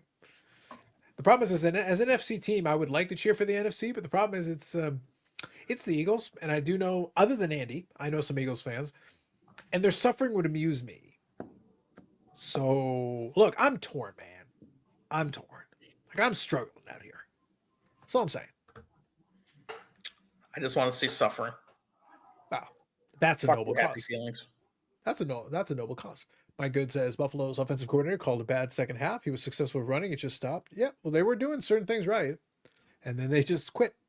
Enough torment from the Bills. I'm ready for an all new level of torment. Go Leafs, go! But hey, settle down, settle down. Ooh, you're going for the darkness right there. Forget about Aaron Rodgers. You're going for the darkness. How about a couple hours earlier? How about a couple hours earlier before the Super Bowl? I'm not doing a pre-game show. So real quick, just to have a little fun with this. So the only reason the reason I like doing the watch alongs, even during the Super Bowl and whatever, is because realistically, I'm going to watch the game, but I'm watching it at home. My alternative would be to watch it at home and bullshit with people like on a phone or on Discord. It's basically the same thing. Like literally, I'm watching it. Like I had it on the screen this whole time that we were doing it. I had it on the screen, but even while I'm doing that, I'm gonna have my laptop with me or whatever, and I'm gonna be looking at like eBay auctions and all that. Same thing I did tonight. Even while we were chatting, I was looking. So like, I could do it here and talk to you folks and talk to Paul and whoever, or I could just do it in my house and I'd be on my laptop doing the same shit. I agree. I will Yeah. eat some chili for it and make myself some food. But other than that, yeah, same thing. Yeah. So I just figure I create a venue where it's like, yeah, online if some people want to have some background noise. I don't like listening to play by play on a lot of these games anyway, to be honest with you. I really don't. So I'm like, no, I would be doing something. I'd be listening to music or doing something else if I wasn't doing this. So I enjoy it for what it is. Bobby says loaded nachos for Super Bowl. There you go. I like it. I like it. Seems good. I like it. So we'll see. So tell you what, why don't we call it at that? I think that was a pretty good. At least the AFC Championship was competitive.